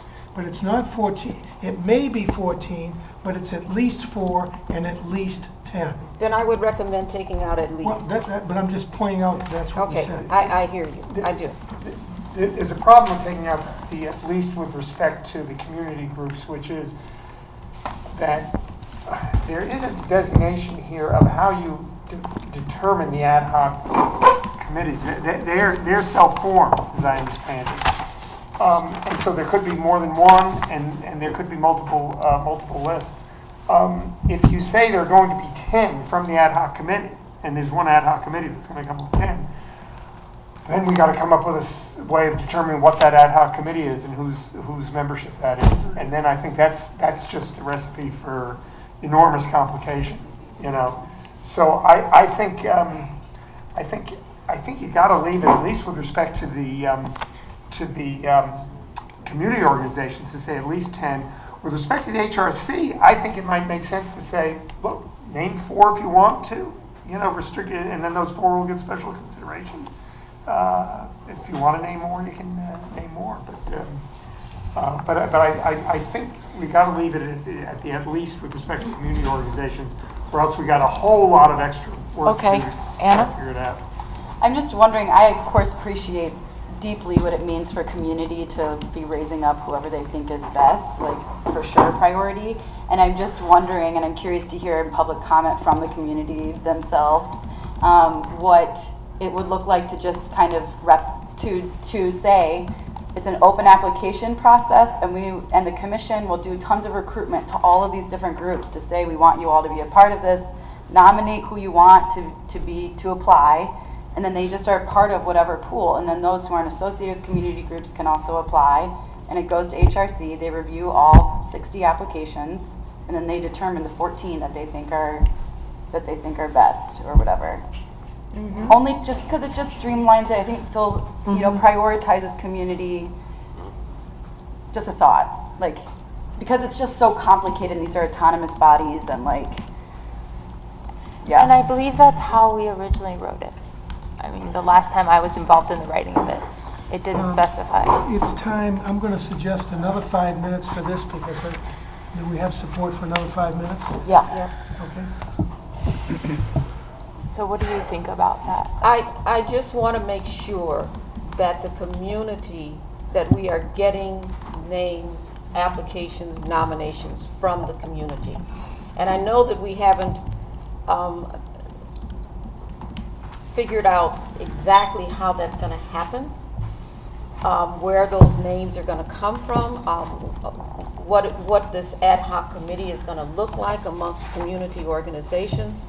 But it's vitally important that we get the representation from the community. So how do you feel about the streamlining that Anna Lemler suggested? Also, I hope representation maybe falls more in 2.3, which is that 2.3 says it needs to be representative. And so if we have those guides, you know, if we have the guideline that it needs to be representative, then the HRC would select based on that. So it's not saying willy-nilly anyone, you know, it's saying we prioritize community members. Or at least that's what I read in, you know, diversity of membership. So the change that you're proposing is what, Anna? Exactly. That it's an open application process with a heavy emphasis on on outreach to all of these incredible, wonderful community groups because we want to prioritize their applications. And that outreach is done by? Well, this is like the chicken and egg. Like the commission doesn't exist. Right. I mean, generally though, if the commission exists. Well, I think that when the commission exists, it is the commission. But, Yeah, so- but until the commission exists, then it's done by what body? The HRC. And interested task force members. Yes, If, totally. HRC and the task force, whatever, yeah, exactly, voluntary task force. And then, so prioritizing community groups, and then everyone has to apply, and then the HRC as a body goes through those applications, prioritizing diversity of prioritizing, you know, with the guideline of 2.3, which is saying that they will for sure prioritize these different things that we as a task force deem as important for the composition of this group. I unite with what Anna is saying. I would like to see HRC write a letter to various community groups and invite them to endorse somebody. That's a good idea. But it needs to be open to the entire community.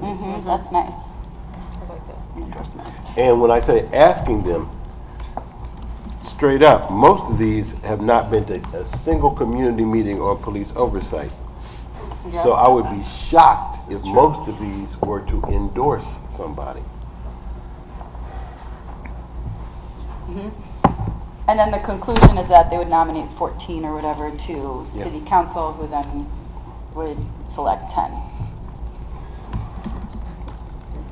But everyone needs to go through the same channels, except for the fact we did make that exception for people who don't feel comfortable filling out a form, and that they can be interviewed instead. That's great. And that's crucial to me. Because again, I'm trying my best to make sure that we have the voices of everyone, not just those who are well educated and or articulate.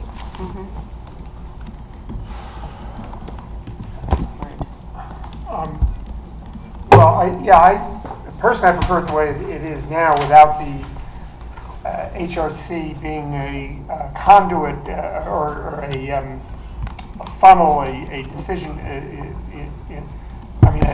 That can limit the choices to be made. To me, it's a little odd to have one commission effectively choose the members of another. I do think it's useful to have them play a role in recruiting and all that. So I prefer it the way it is personally. But I realize I think we're talking about just the initial commission, the initial members. But I'm trying as sort of as faithful scribe to see how that would work. And I'm taking the suggestion to be that the second sentence of 2.1 would read, "Then the other initial members shall be appointed by City Council from a list of at least 14 persons nominated by the Human Rights Commission, HRC." And then I'd say, which shall make active outreach efforts for that purpose to organizations representing diverse populations that can include without limitation. The 5 minutes is up. Okay. Is that enough time for discussion and questions about this? Okay. All right, let's move on then. I'm sorry, I just want to ask can I ask a question? It's over time. Nobody asked for more time. Can I ask for 30 seconds? Yes. So, I mean, it was your thought, Dick, and you worked on this, was that the council could appoint other members. So maybe it would be a compromise to say, at least instead of that all 10 are from the HRC, to say at least 8 of which are go through that process to But get that's not what we that's ever not what agreed we were to. saying. Okay, We were not okay, saying, no. All right. Okay. I thought that was Dick's understanding that the council go Well, I outside get for the a couple sense the minutes. body wants the Yeah. initial commission to come from the Yeah, community. yeah, okay. Moving on. Did we already cover 2.3, diversity of No, membership? Not really. Yes. Oh, well, Okay. all right. So 2.4, the terms. It's pretty evident that when we start out, everybody can't start and end at the same time. Wait, so I'm there's sorry. I just want to, I don't think we really went through 2.3. We referred to it. But I just want to, like, because I have, anyway, I just want to give us a second for that in case anyone has comments, because we referred to it, we didn't actually give it time. Like, one point I want to make is law enforcement is listed as a possible variety of skills to be represented on the commission. Okay. Which has been an issue before, so I just want to make sure it has time. Right. We have different perspectives on law enforcement being one skill for the commission. I don't think it's necessary. I think it's necessary to have, in a consultant's position, law enforcement, someone who has had experience either on the police department or sheriff's, but I don't think it's absolutely necessary for them to be on the commission itself, and I certainly don't think that anybody that's ever worked for AAPD. Yeah, that's already taken care of. Yeah. So anyway. you're saying that as a consultant is okay with you because you are one task force member who has felt that there was value in having law enforcement experience in the mix. But you don't have to vote to be in the mix. Okay. You can be a consultant. All right. Nick? The reason I was in favor of it is that I think that it is that if HRC felt or anybody else felt that somebody with a law enforcement background but was not an AAPD member or otherwise excluded, and that they otherwise had the skill sets, that they should be considered and not excluded. I agree it's not mandated, as no other particular qualification is, but I am in favor of letting the HRC consider someone along those lines, because I think those skills can be very helpful. Mooney and then Rich. I just think like that can make people incredibly uncomfortable. Like if you're coming forward as somebody that has had like a traumatic experience with the police, or like if you're somebody that comes from like a culture that typically like doesn't trust the police, and you're coming forward and then there's somebody with like a law enforcement background, that can feel unsafe, and like it could feel invalidating. So I agree as like a consultant, but I don't think that they should be considered like a voting member or as somebody that like needs to be there. Oh, yeah, there is an important narrative that comes with it, so I do think that that would be a good thing to have, but I don't necessarily agree with having it as like an actual member of the commission. Okay. This doesn't, as it's drafted here, doesn't require that there be any person. It just puts law enforcement on the list of expertises that may be valuable. And for goodness sakes, if you're talking about a commission that is overseeing a police department, knowledge of law enforcement, I would think would rank awfully high. From experience having sat on a commission like this and not having had a law enforcement person, I can say, boy, I wish we'd had somebody, because that's somebody who can. I think the perception is, well, that person would just be, toady for the police. No, I think that person would be in a very good position to ask hard questions and to call out the police when they do wrong. So I mean, there are many commissions that do have an absolute requirement of somebody that has law enforcement experience. I just think this is just putting it as a useful skill. I just want to mention. The Human Rights Commission has been served well by having 2 city commissioners sit as non-voting members with us. But they haven't been voting members. They've been at the table. When we wanted to ask a question, we can ask them questions. They certainly understand the political lay of the land better than I ever will, because that's just not who I am. I would like to have at the table who we can consult with someone who has law enforcement experience. But it may very well be problematic that if we have that person as a voting member, if we mandate that we have to have somebody as a voting member, then we have done the whole community a disservice. Yeah, it's not mandated as it's drafted. Then you're saying we're not disagreeing, is what you're saying. Well, it's not mandated, it's just a question of whether you put that on the list of useful skills. And I don't think it's likely that the commission would have a consultant who would sit at every meeting of the commission, but not be on the commission, who would be the law enforcement. I think Lauren? that's something like. Wait, Oh, Lauren's sorry. next, Yeah. then you. Go ahead. I think having their knowledge could be very helpful, and I think that it's really important to honor like what it means that people may not be comfortable with that person in those meetings all the time.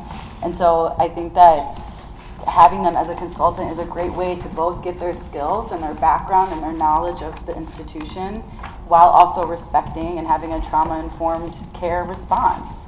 So I feel like all of that is true and still honors that they have a certain knowledge set that the commission may want, and we just access that through consulting relationships. Also, we as individuals have had so many meetings with the police, and we bring that knowledge back with us also. So I don't think that that's the only way that we can get their knowledge. And yeah, and so they can come consult, but we also have had meetings with them. And so I think there's a multitude of ways to get police knowledge without them needing to be a member.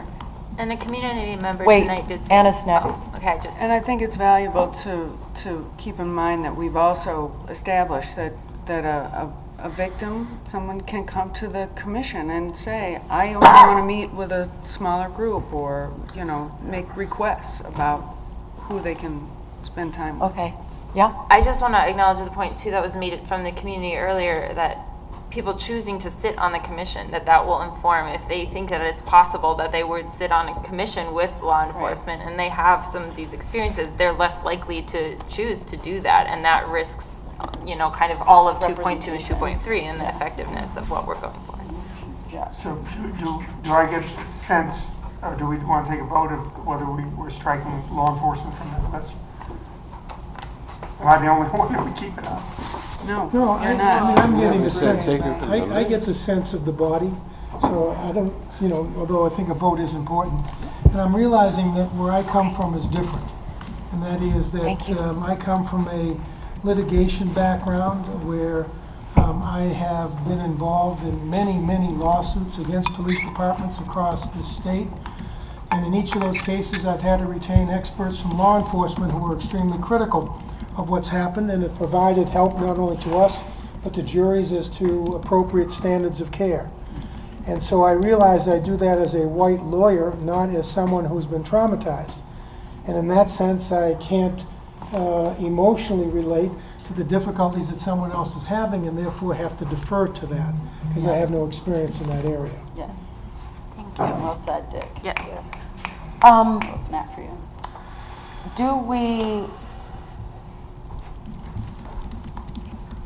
Do we want to talk about how to adjust the wording then? I think it would just be simply striking law enforcement from the list, and we need to vote on whether we want to do that or not. Okay. All right, so let's continue. Well, should we do that? I think so. Vote on it now? Yeah. That's it. Okay. Or wait, do we have to have public comment first? We do. Yeah, we need to have public comment, so let's finish.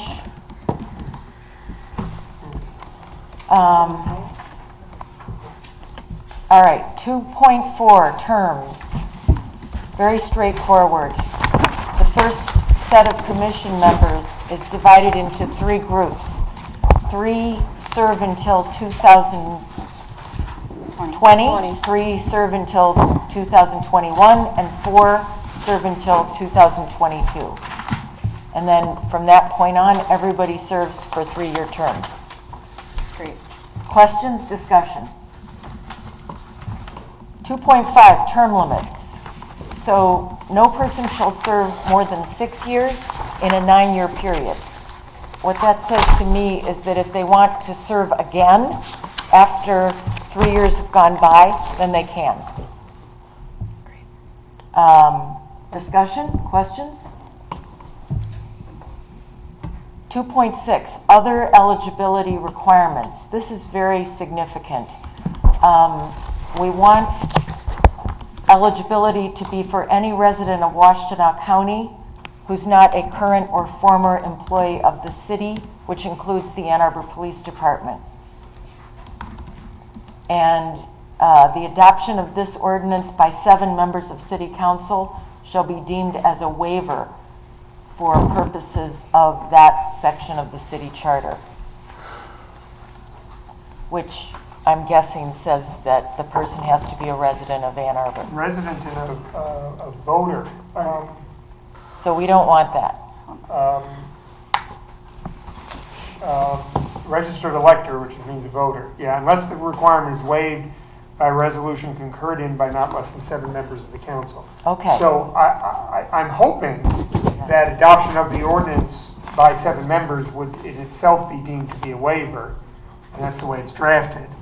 If for some reason not, then then when the council appointed a non-Ann Arbor voter to the commission, it would have to have a waiver on the spot, which you could do. Okay. Any questions or discussion? Is that including your youth members? Or is that just? Youth members are different. are different. Okay. Special. Thank you. 2.7, City Council liaisons. So the City Council is going to be asked to designate 2 of its members to serve as liaisons, similar to how they served on the task force as non-voting members but present at all public meetings. Discussion, questions? 2.8, officers. So we're wanting to have a chair, a vice chair, and a youth liaison. And we want the commission to also be able to create any other additional officers. And there's a very elaborate process for voting. And the very end says that if permitted by law, the voting for officers would be by secret ballot. Questions or discussion? Oh, there's more. The terms of officers are 1 year, and any member is eligible to serve as an officer who wishes to, who has the time, and they can also re-up. So that's pretty simple. Questions? Discussion? All right, 2.9, suspension and removal. So the spirit of this is to give the commission the ability to have a certain amount of self-governance. And if there is a commission member, for example, who is chronically late to meetings, there would be a basis for bringing this to the attention of that commission member, giving that member a chance to respond to that. So notice, a chance to respond, and an understanding of the impact.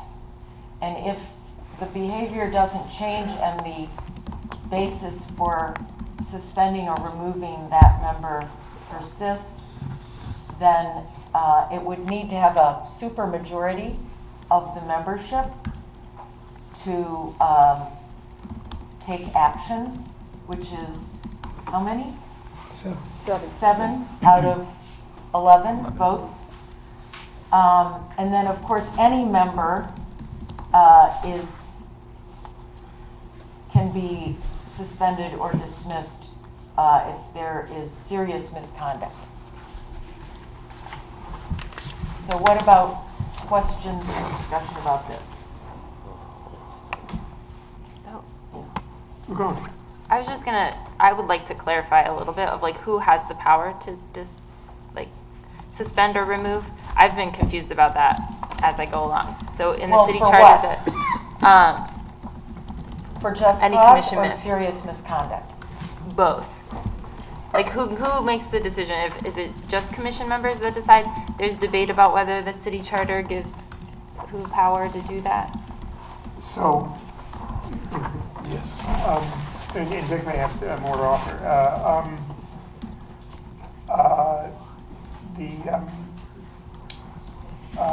the charter says the council can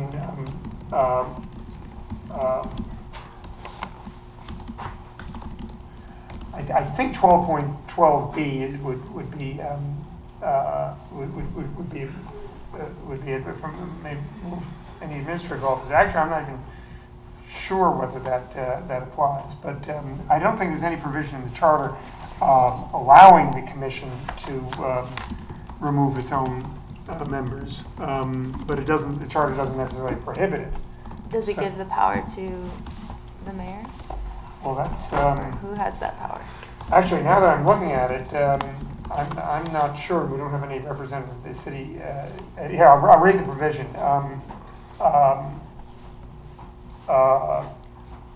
Officers appointed by the mayor may be suspended or removed by the mayor with the concurrence of at least 6 members. The council may remove from office any administrative officer appointed by it by a resolution concurred in by at least 6 members.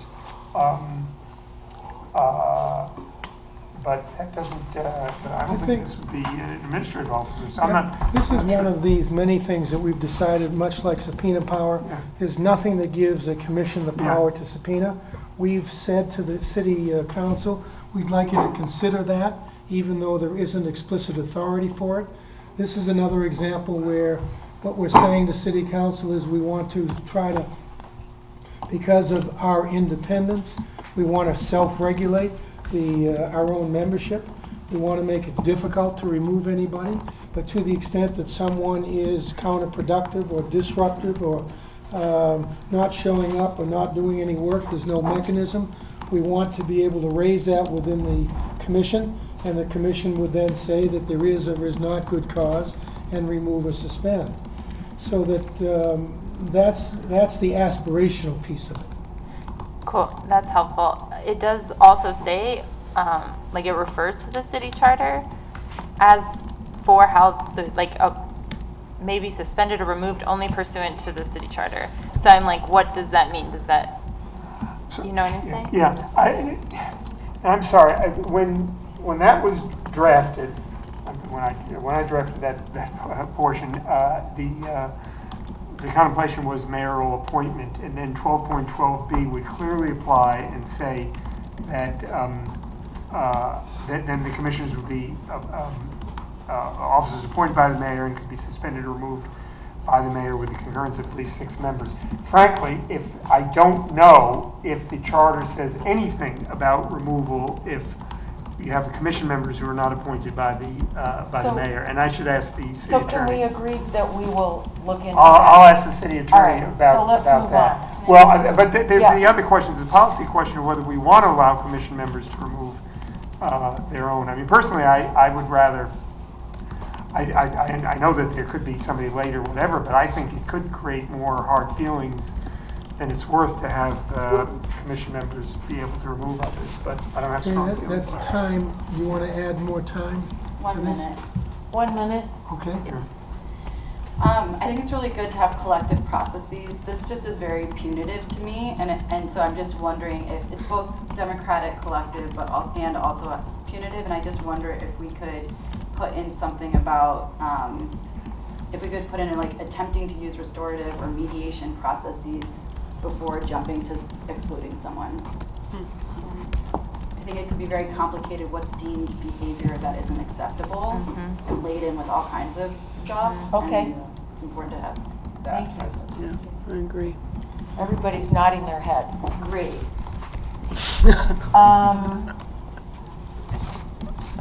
All right, we're almost to youth council. That's where we want to be. 2.10, filling vacancies.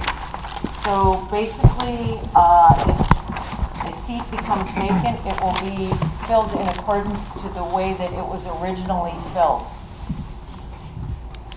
Questions? Discussion.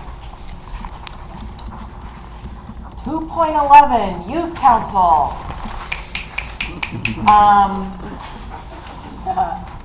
So we really value the youth membership on this task force. We want to ensure that there is similar representation and voice on the commission. We want the representative and one or two alternates for the commission to have a vote and to come from a youth council. Where that youth council originates is up to the commission to figure out. There are many great possibilities out there. We want that council to be comprised of youth residing in Washtenaw County between the ages of 16 and 21.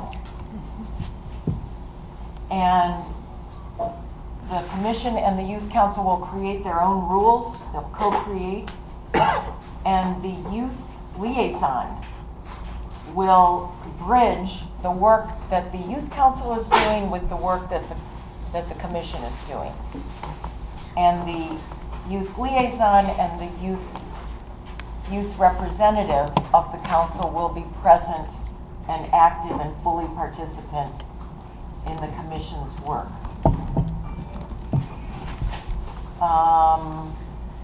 Youth members serve for one-year terms that are renewable, as many as 2 times, so they can add up to 3.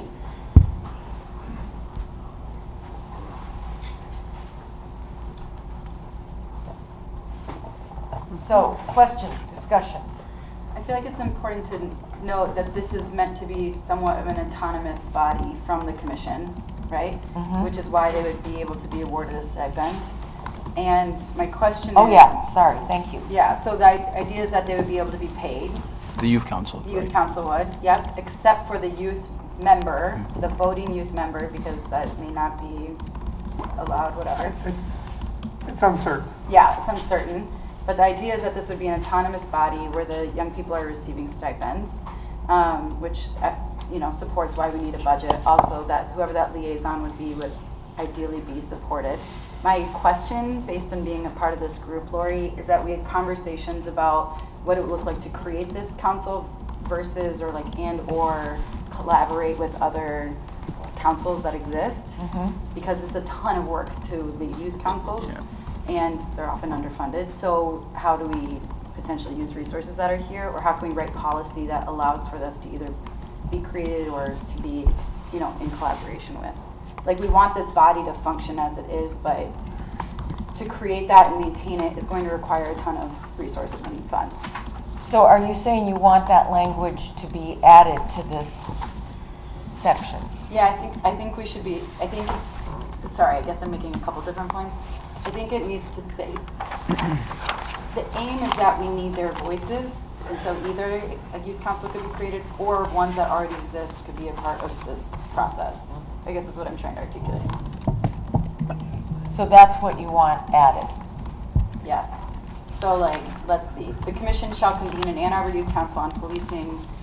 So it shall convene or have access to an Ann Arbor Youth Council on Policing or something.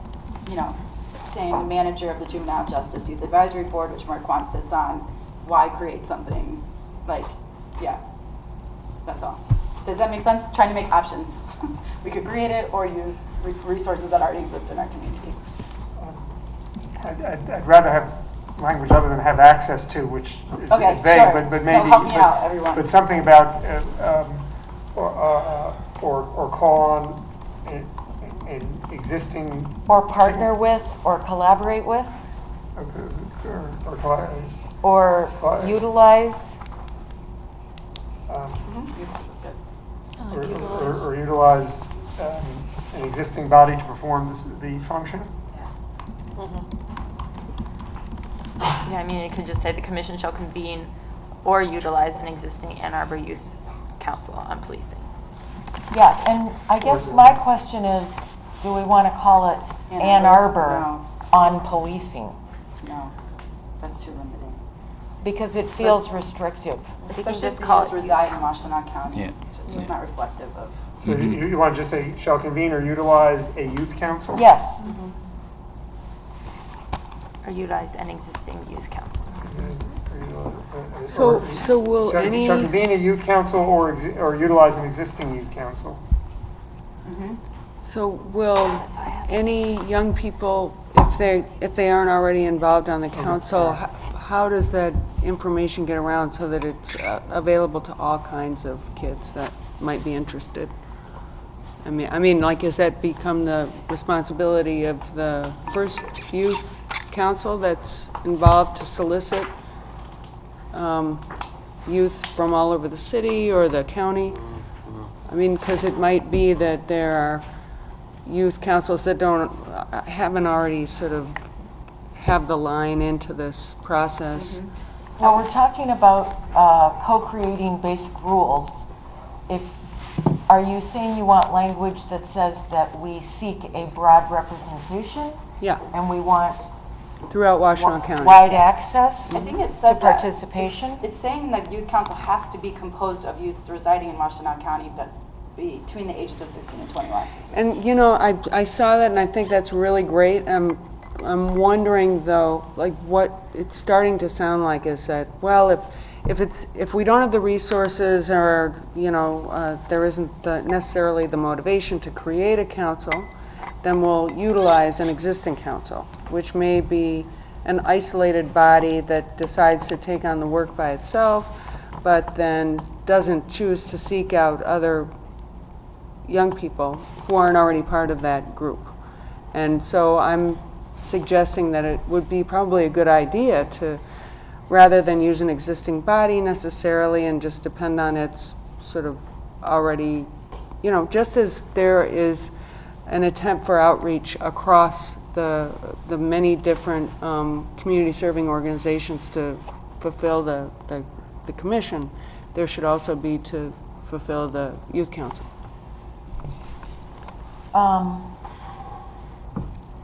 So what do you suggest in words?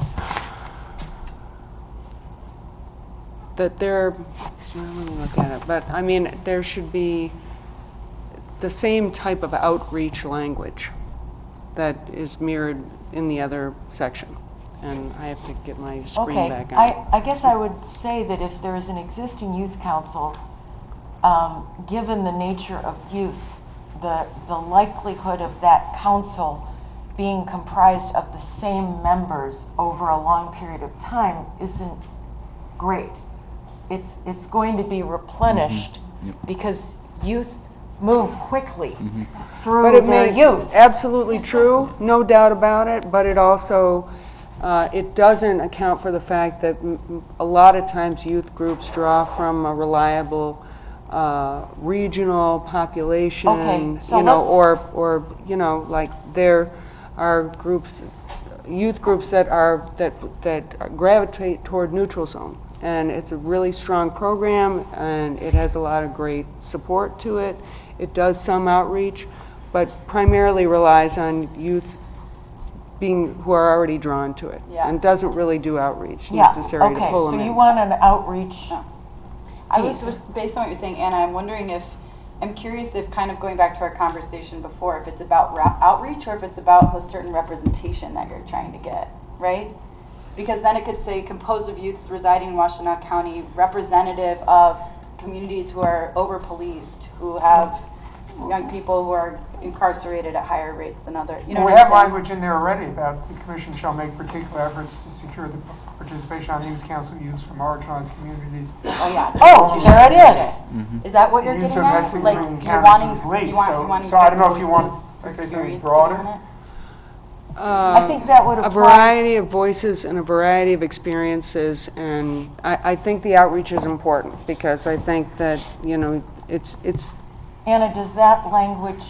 I have to look at it. I still haven't. It brought says up the my commission computer. shall make particular efforts to secure the participation on the youth council of youths from marginalized communities and vulnerable communities, and youths who have not had who have had significant encounters with the police. So it doesn't restrict the council to the existing membership of an existing youth council. But it doesn't. I mean, it says it should. But so let's say that the youth council then already consists of youth from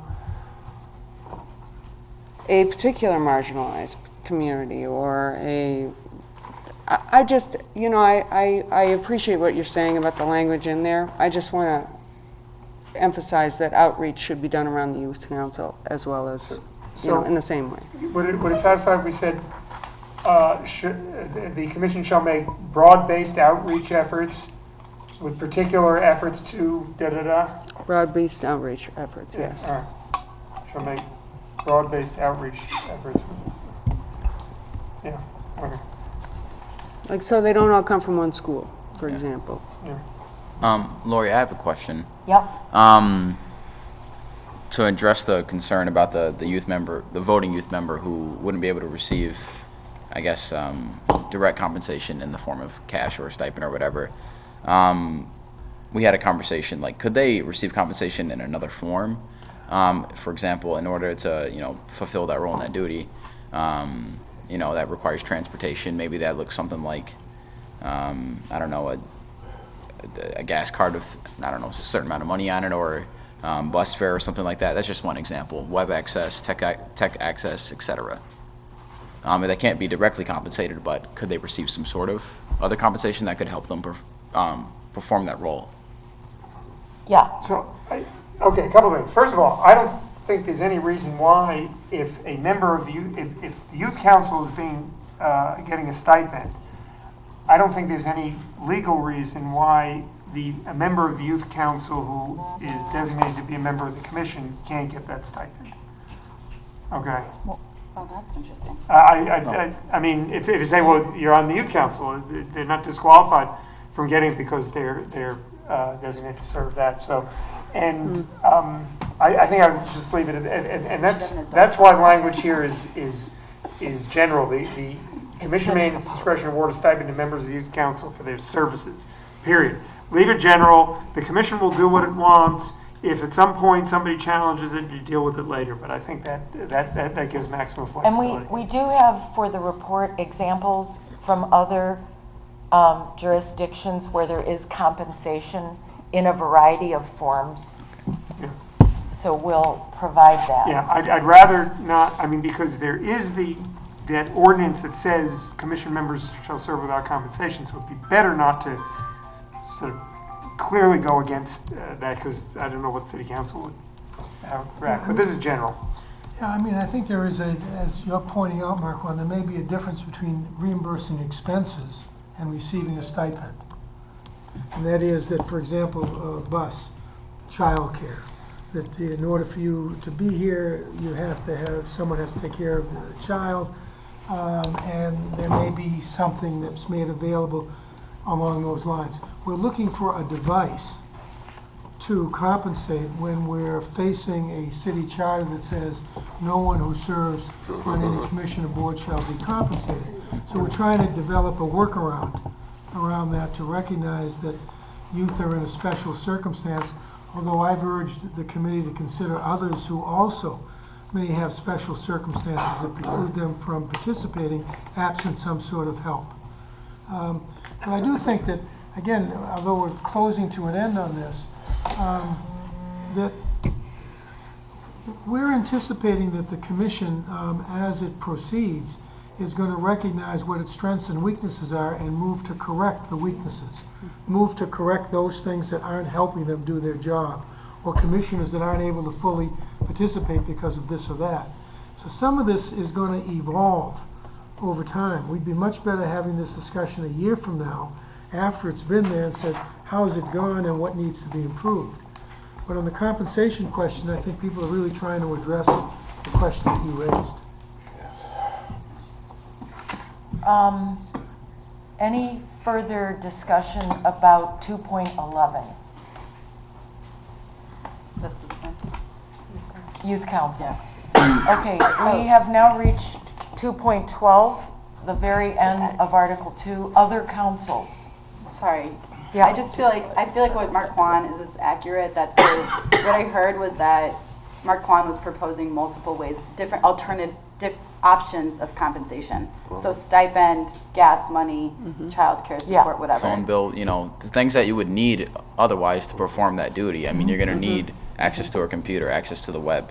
You're going to need a phone so you can be in constant communication. Those are things that you'll need and will be required for you to do, but If you're not able to do it, then, you know. So would we add that then? And reimbursement of expenses. That's easy enough. For stipend, for the youth? well, you can just say it's in its discretion. The commission may in its discretion award a stipend. Reimbursement, implies that one has finances to get those things. It needs to be more proactive than that. So I think it's providing resources. It's not just resources. Resources for expenses.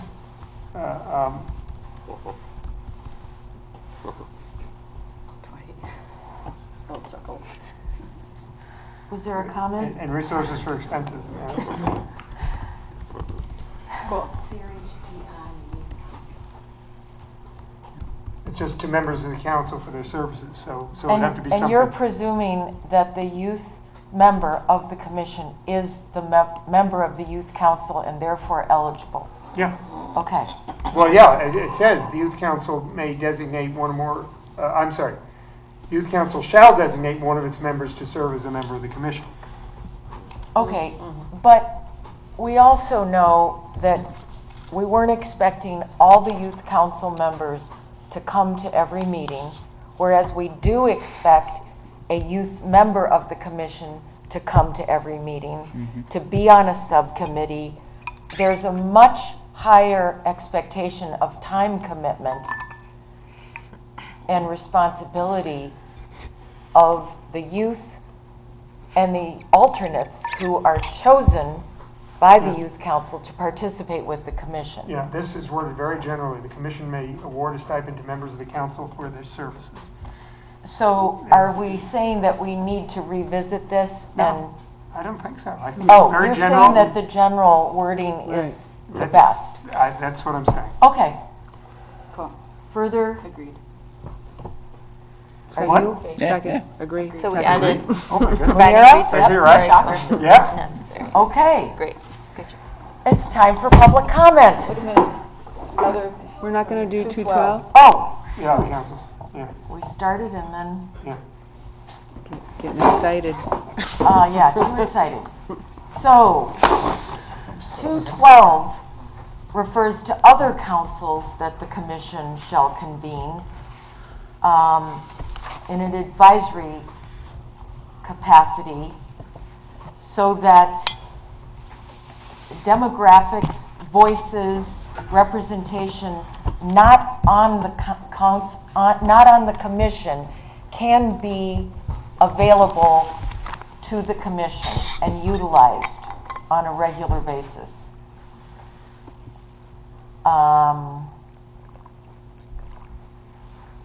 Members of such councils might be those persons who can offer the commission experiences with the police that are unknown or unfamiliar to commission members, and whose perspectives and voices will help the commission to do a comprehensive job of evaluating the policies and practices of the police.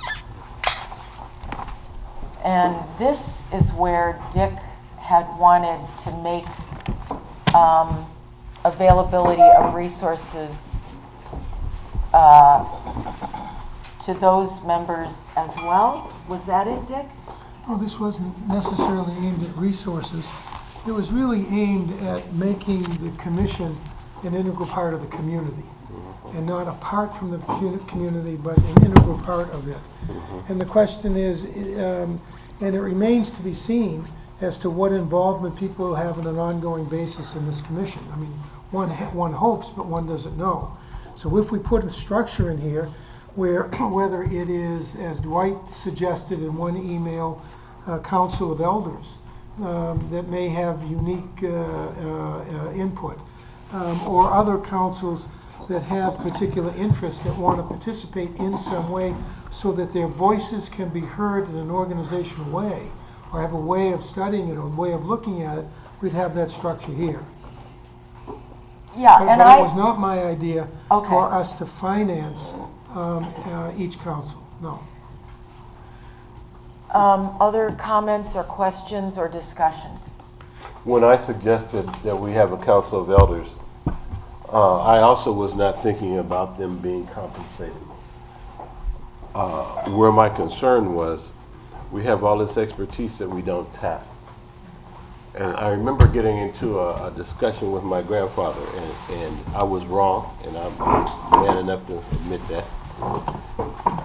He was trying to control me because I was active in the Black Power movement, and he'd grown up in Georgia, and he didn't think that what I was doing was safe. And so he said to me, "You know what the Bible says?" And I said, "Granddaddy, the Bible says a whole lot of stuff." And he said, "Well, the Bible says you need to have an old man to show you how to get there." And I said, "Granddaddy, where I'm going, you have no idea, so you can't show me." I was wrong, because he had an idea.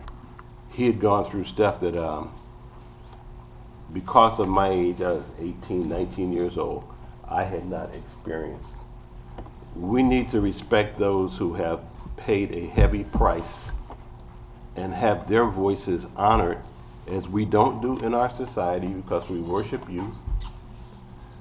We need to give them the opportunity to share from their experiences and to teach us. So that's why I put it in there, but not for community policy. I feel that this particular section is critical to the heart of the commission, because not every voice that is needed by the commission is going to have the luxury of the time that's going to be required to serve on it. So this is the way of expanding that critical component. Any more discussion? Okay, public comment. Can you summarize what you just covered? Yes. Sure. Everything about who is on the commission All of and two. how they get there. All of Article 2. All of Article 2. 2.1 through 2.12.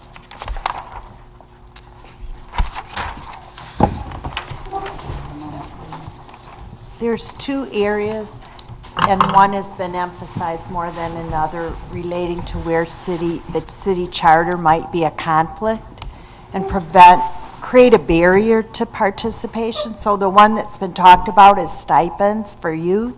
And I just want to reaffirm what I heard Rich say, that someone who creates a proposal for a youth council, if a youth council is independent kind of from the commission, I don't see any reason why they shouldn't be able to be paid for being on the youth council.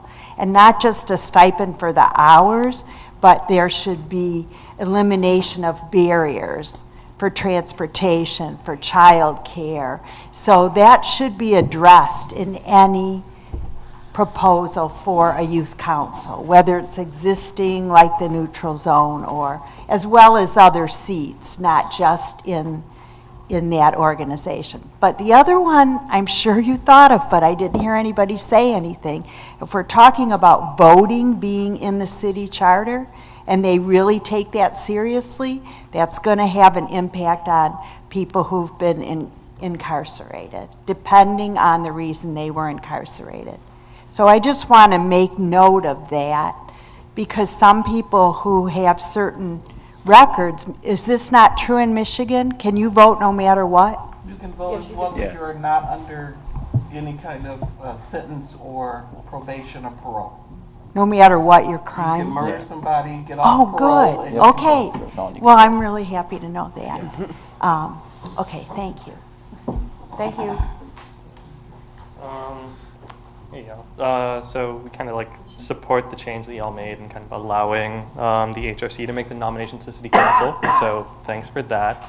We also kind of find it a bit problematic that you're listing off specific nonprofits in the policy, since sometimes like the organizations and their positions in the community can change, and this can kind of like create a hierarchy or prioritization of organizations in the community. And also, like in other sections, y'all have chosen against listing specific things. So I don't particularly see why in this instance you feel the need to list it specifically, I guess like in the ordinance as opposed to like maybe in the supplemental doc. And also I think it should like be very explicitly stated that City Council can only vote on the pool of applicants that the HRC recommends. without the ability to just kind of like inject individuals that they feel should be on the commission but aren't part of the HRC recommendation. We say that last part again. So the city council should only, like very explicitly, should only be able to vote on the people that the pool of applicants. Explicitly that Yeah. they can't select any of their own. Right, that only that pool of applicants is who they can select from. Yeah, thank you. Yeah. Thank you. Hi, I want to talk about the eligibility requirements section. A little confusion over what number it is exactly right now. Eligibility. The eligibility Confusion requirements. understood. I think it's 2.6, but, so I appreciate, you all talked about removing the law enforcement language from the diversity membership section, and I want to highlight, in the eligibility requirements, it states that they can't be an employee or regular contractor with AAPD within the last 5 years, and I think that should state with any police department anytime, for the reasons that many task force that's members been have already eliminated. stated. It's The been last eliminated? 5 years has been eliminated. Okay, well, that's good. So I propose you change AAPD to any police department for the reasons that you stated, some of you stated, and also it kind of ignores the broader culture of law enforcement in this country, the thin blue line, sharing information with each other and protecting each other, and seeing themselves as opposed to quote-unquote civilians. That's all. Thank you. Thank you.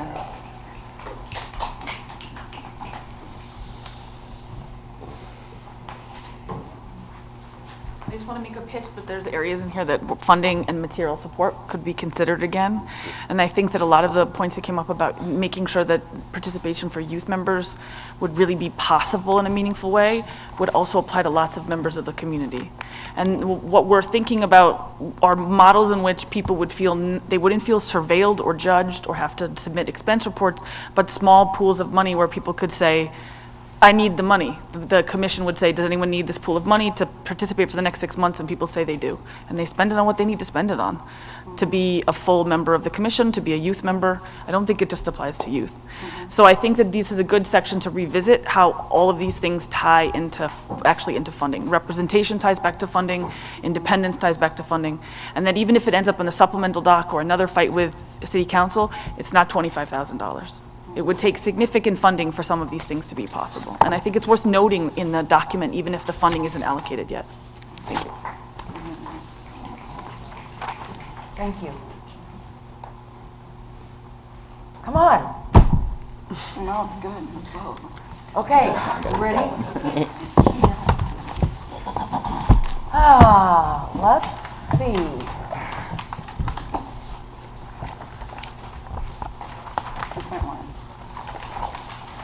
Okay, 2.1. Can somebody remind us if there were any modifications? Yes. The modification is that it reads, the other initial members shall be appointed by city council from a list of, and here's the new language, 14 persons nominated by the HRC. There's at least 14. No, I thought we got rid of at 14 is least. the number that they like, that's the no, total, yeah. okay. 14 persons nominated by the HRC, which shall make active outreach efforts to organizations representing diverse populations that would include without limitation, etc. I want to propose 3 really quick amendments. One is that actually we say nominations by HRC, but we don't say that they're doing the interview process, and I think that's important to name. And I threw language on, I highlighted which and just said, proposed languages by the HRC through an application process or something that would show that the HRC is doing an application process. Otherwise, it's not clear how this is happening. Okay. One. Number 2 is what we just heard, which is to explicitly state that the city council can only choose from that list of 14. And then 3 is to take out the groups, because I also agree with that. It should, like, there's no point really. And who does the interviewing again? HRC. All applications go to the HRC, Okay. and they do the application process. So maybe interviewing is not the actual. Okay. Interviewing may not be the actual word. All right. So based on those, the first round of changes and the second round of changes, who votes to adopt that? To adopt, as Anna just read? Yeah. Well, with the amendments, Lori? With the Yeah. amendment? Yeah. So we're striking all these community groups Yeah. as well? Mhm. Okay. And adding application and then saying explicitly city council can only take from that list. Like exclusively from that. Okay, it's adopted. Recruitment process. Is there any change there that we need? Well, we will have to make some change because, as it reads, it says organizations that include without limitation those listed above. If the list is gone, then we just have to include Some a statement of just say description. outreach to Okay. organizations that represent diverse populations. Did somebody just add provided in other languages? I had put it in there. Okay, thank you. But I'm sorry, can you tell me the language that you I are suggesting, because I'm not sure just how. literally. An application form, why don't we say provided in multiple languages? Yeah, I've got a question about that, because if you say it's going to be provided in multiple languages, maybe you should say should be available in multiple languages rather than provided, because. Okay. Okay. Just, I don't want to put the commission, we got to write 7 different languages. If somebody wants to apply in a different language, fine, then the commission can translate for it personally. Okay. Can we vote to adopt it with that change? And the change that Rich mentioned? Those in favor, thumbs up?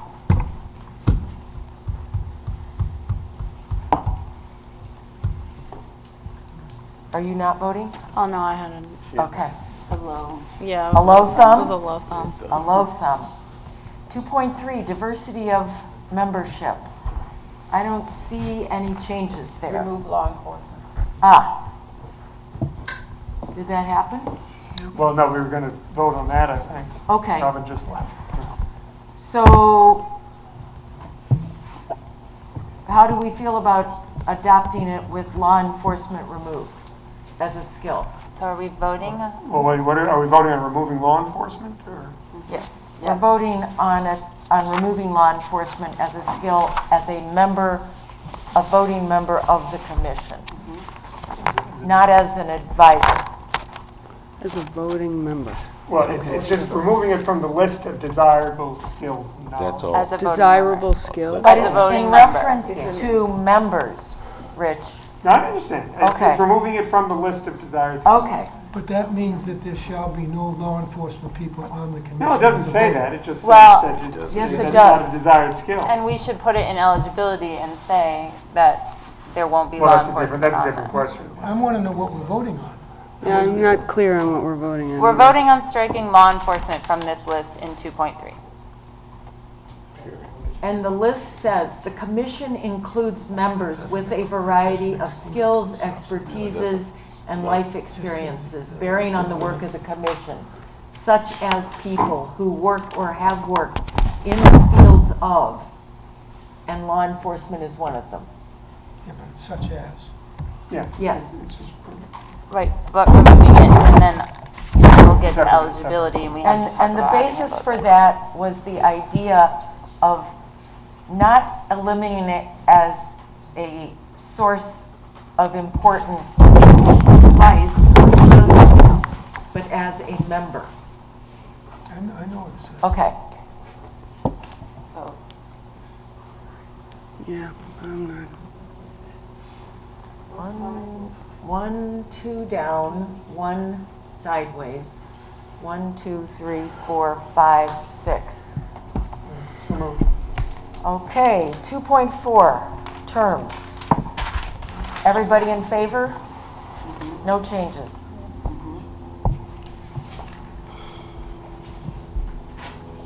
Do I see your thumbs? Oh, Oh, sorry. sorry, no. Okay. How about term limits?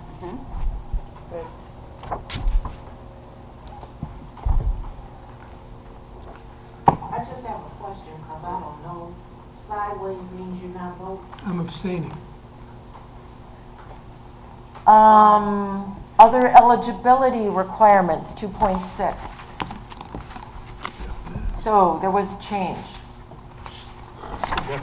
suggested. From the community, that's what you're talking about? Yeah. Yes. So- Yes. So, In the police department. yeah, instead of the AAPD.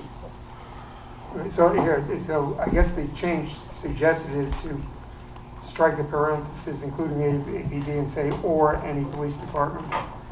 Or any other jurisdiction? Yeah, I think if you just say any police department, that's. Okay, Yeah, okay, You want to vote on that change? Yes. yes. 2.6. So we're voting on 2.6, but not the whole section It's just to make it's on the proposed change amendment. of expanding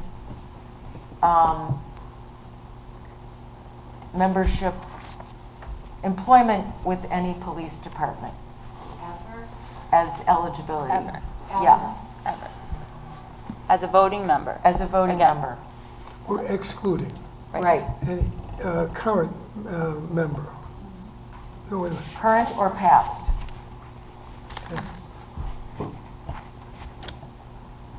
Okay, let's vote.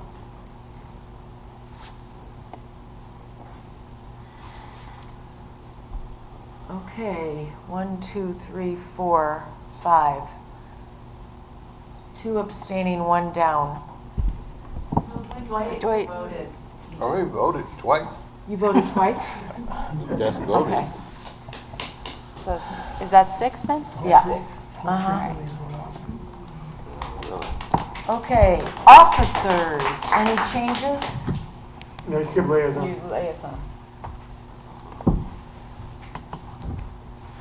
What? 2.7, you skipped 2.7. I did? Yeah. Yep. Oh, sorry, City Council. Okay, voting in favor? No changes to it? Yep. Okay. And now officers. No changes there, right? Correct. No changes. Okay?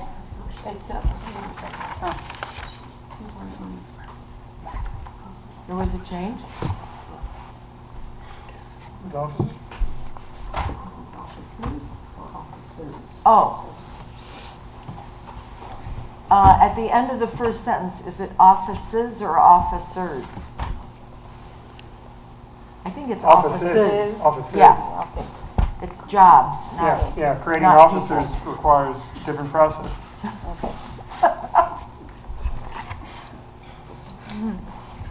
Rich, that was a funny joke. That was meant to be.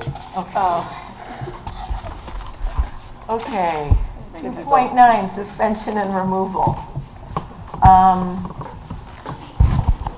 This needs more discussion. Yeah, this needs more discussion, right? Yeah, Anna had an idea, and I just got to check with the city attorney about, yeah. Okay. And 2.10, filling vacancies. That's easy. Yes? Yes. Okay. Youth Council. Here are the edits. Okay. Amendments. 1, the commission shall convene or utilize an existing youth council. That's 1. 2 is the commission shall make broad-based outreach efforts with particular efforts to secure participation. And the last one is youth council for their services and providing resources for expenses necessary. Well, I'm sorry, the last one is, makes discretion award a stipend. To members of the youth council for their services and providing. Well, that's the wrong part of speech. It should be probably provide resources for expenses. Lauren. God. Yeah. Grammar. Yeah.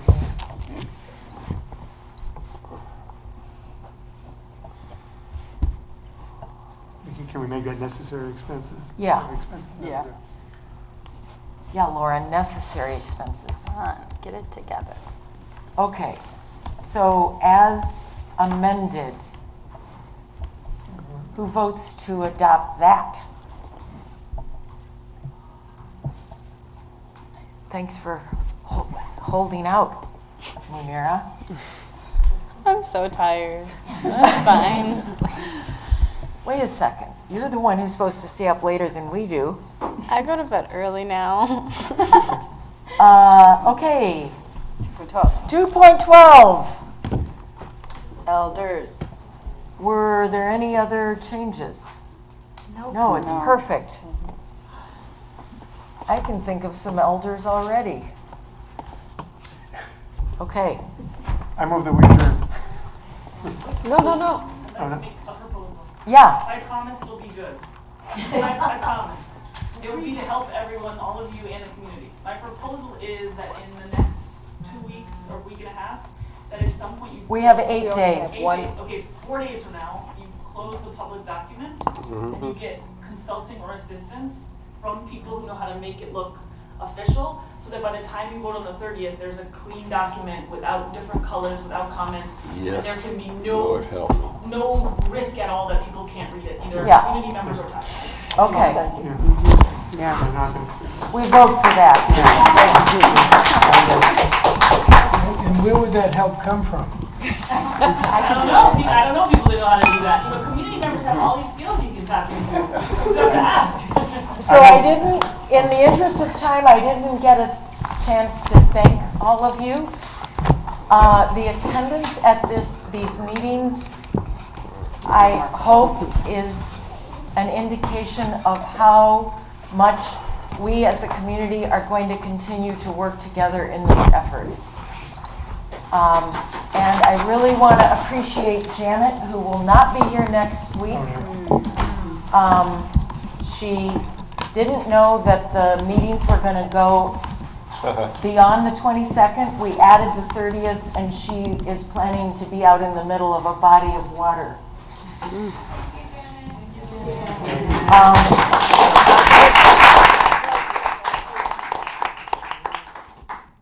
And that prematurely, that goes for everybody else on this task force, because there's been a lot of sacrifice and stress, and nobody had any idea of what this was going to require and be like, but it is all worth it. So that's it for tonight, and if you have anything else you want to tell us, do it. When will it go to Lazarus, and will that be? We won't know yet, but it will be publicized.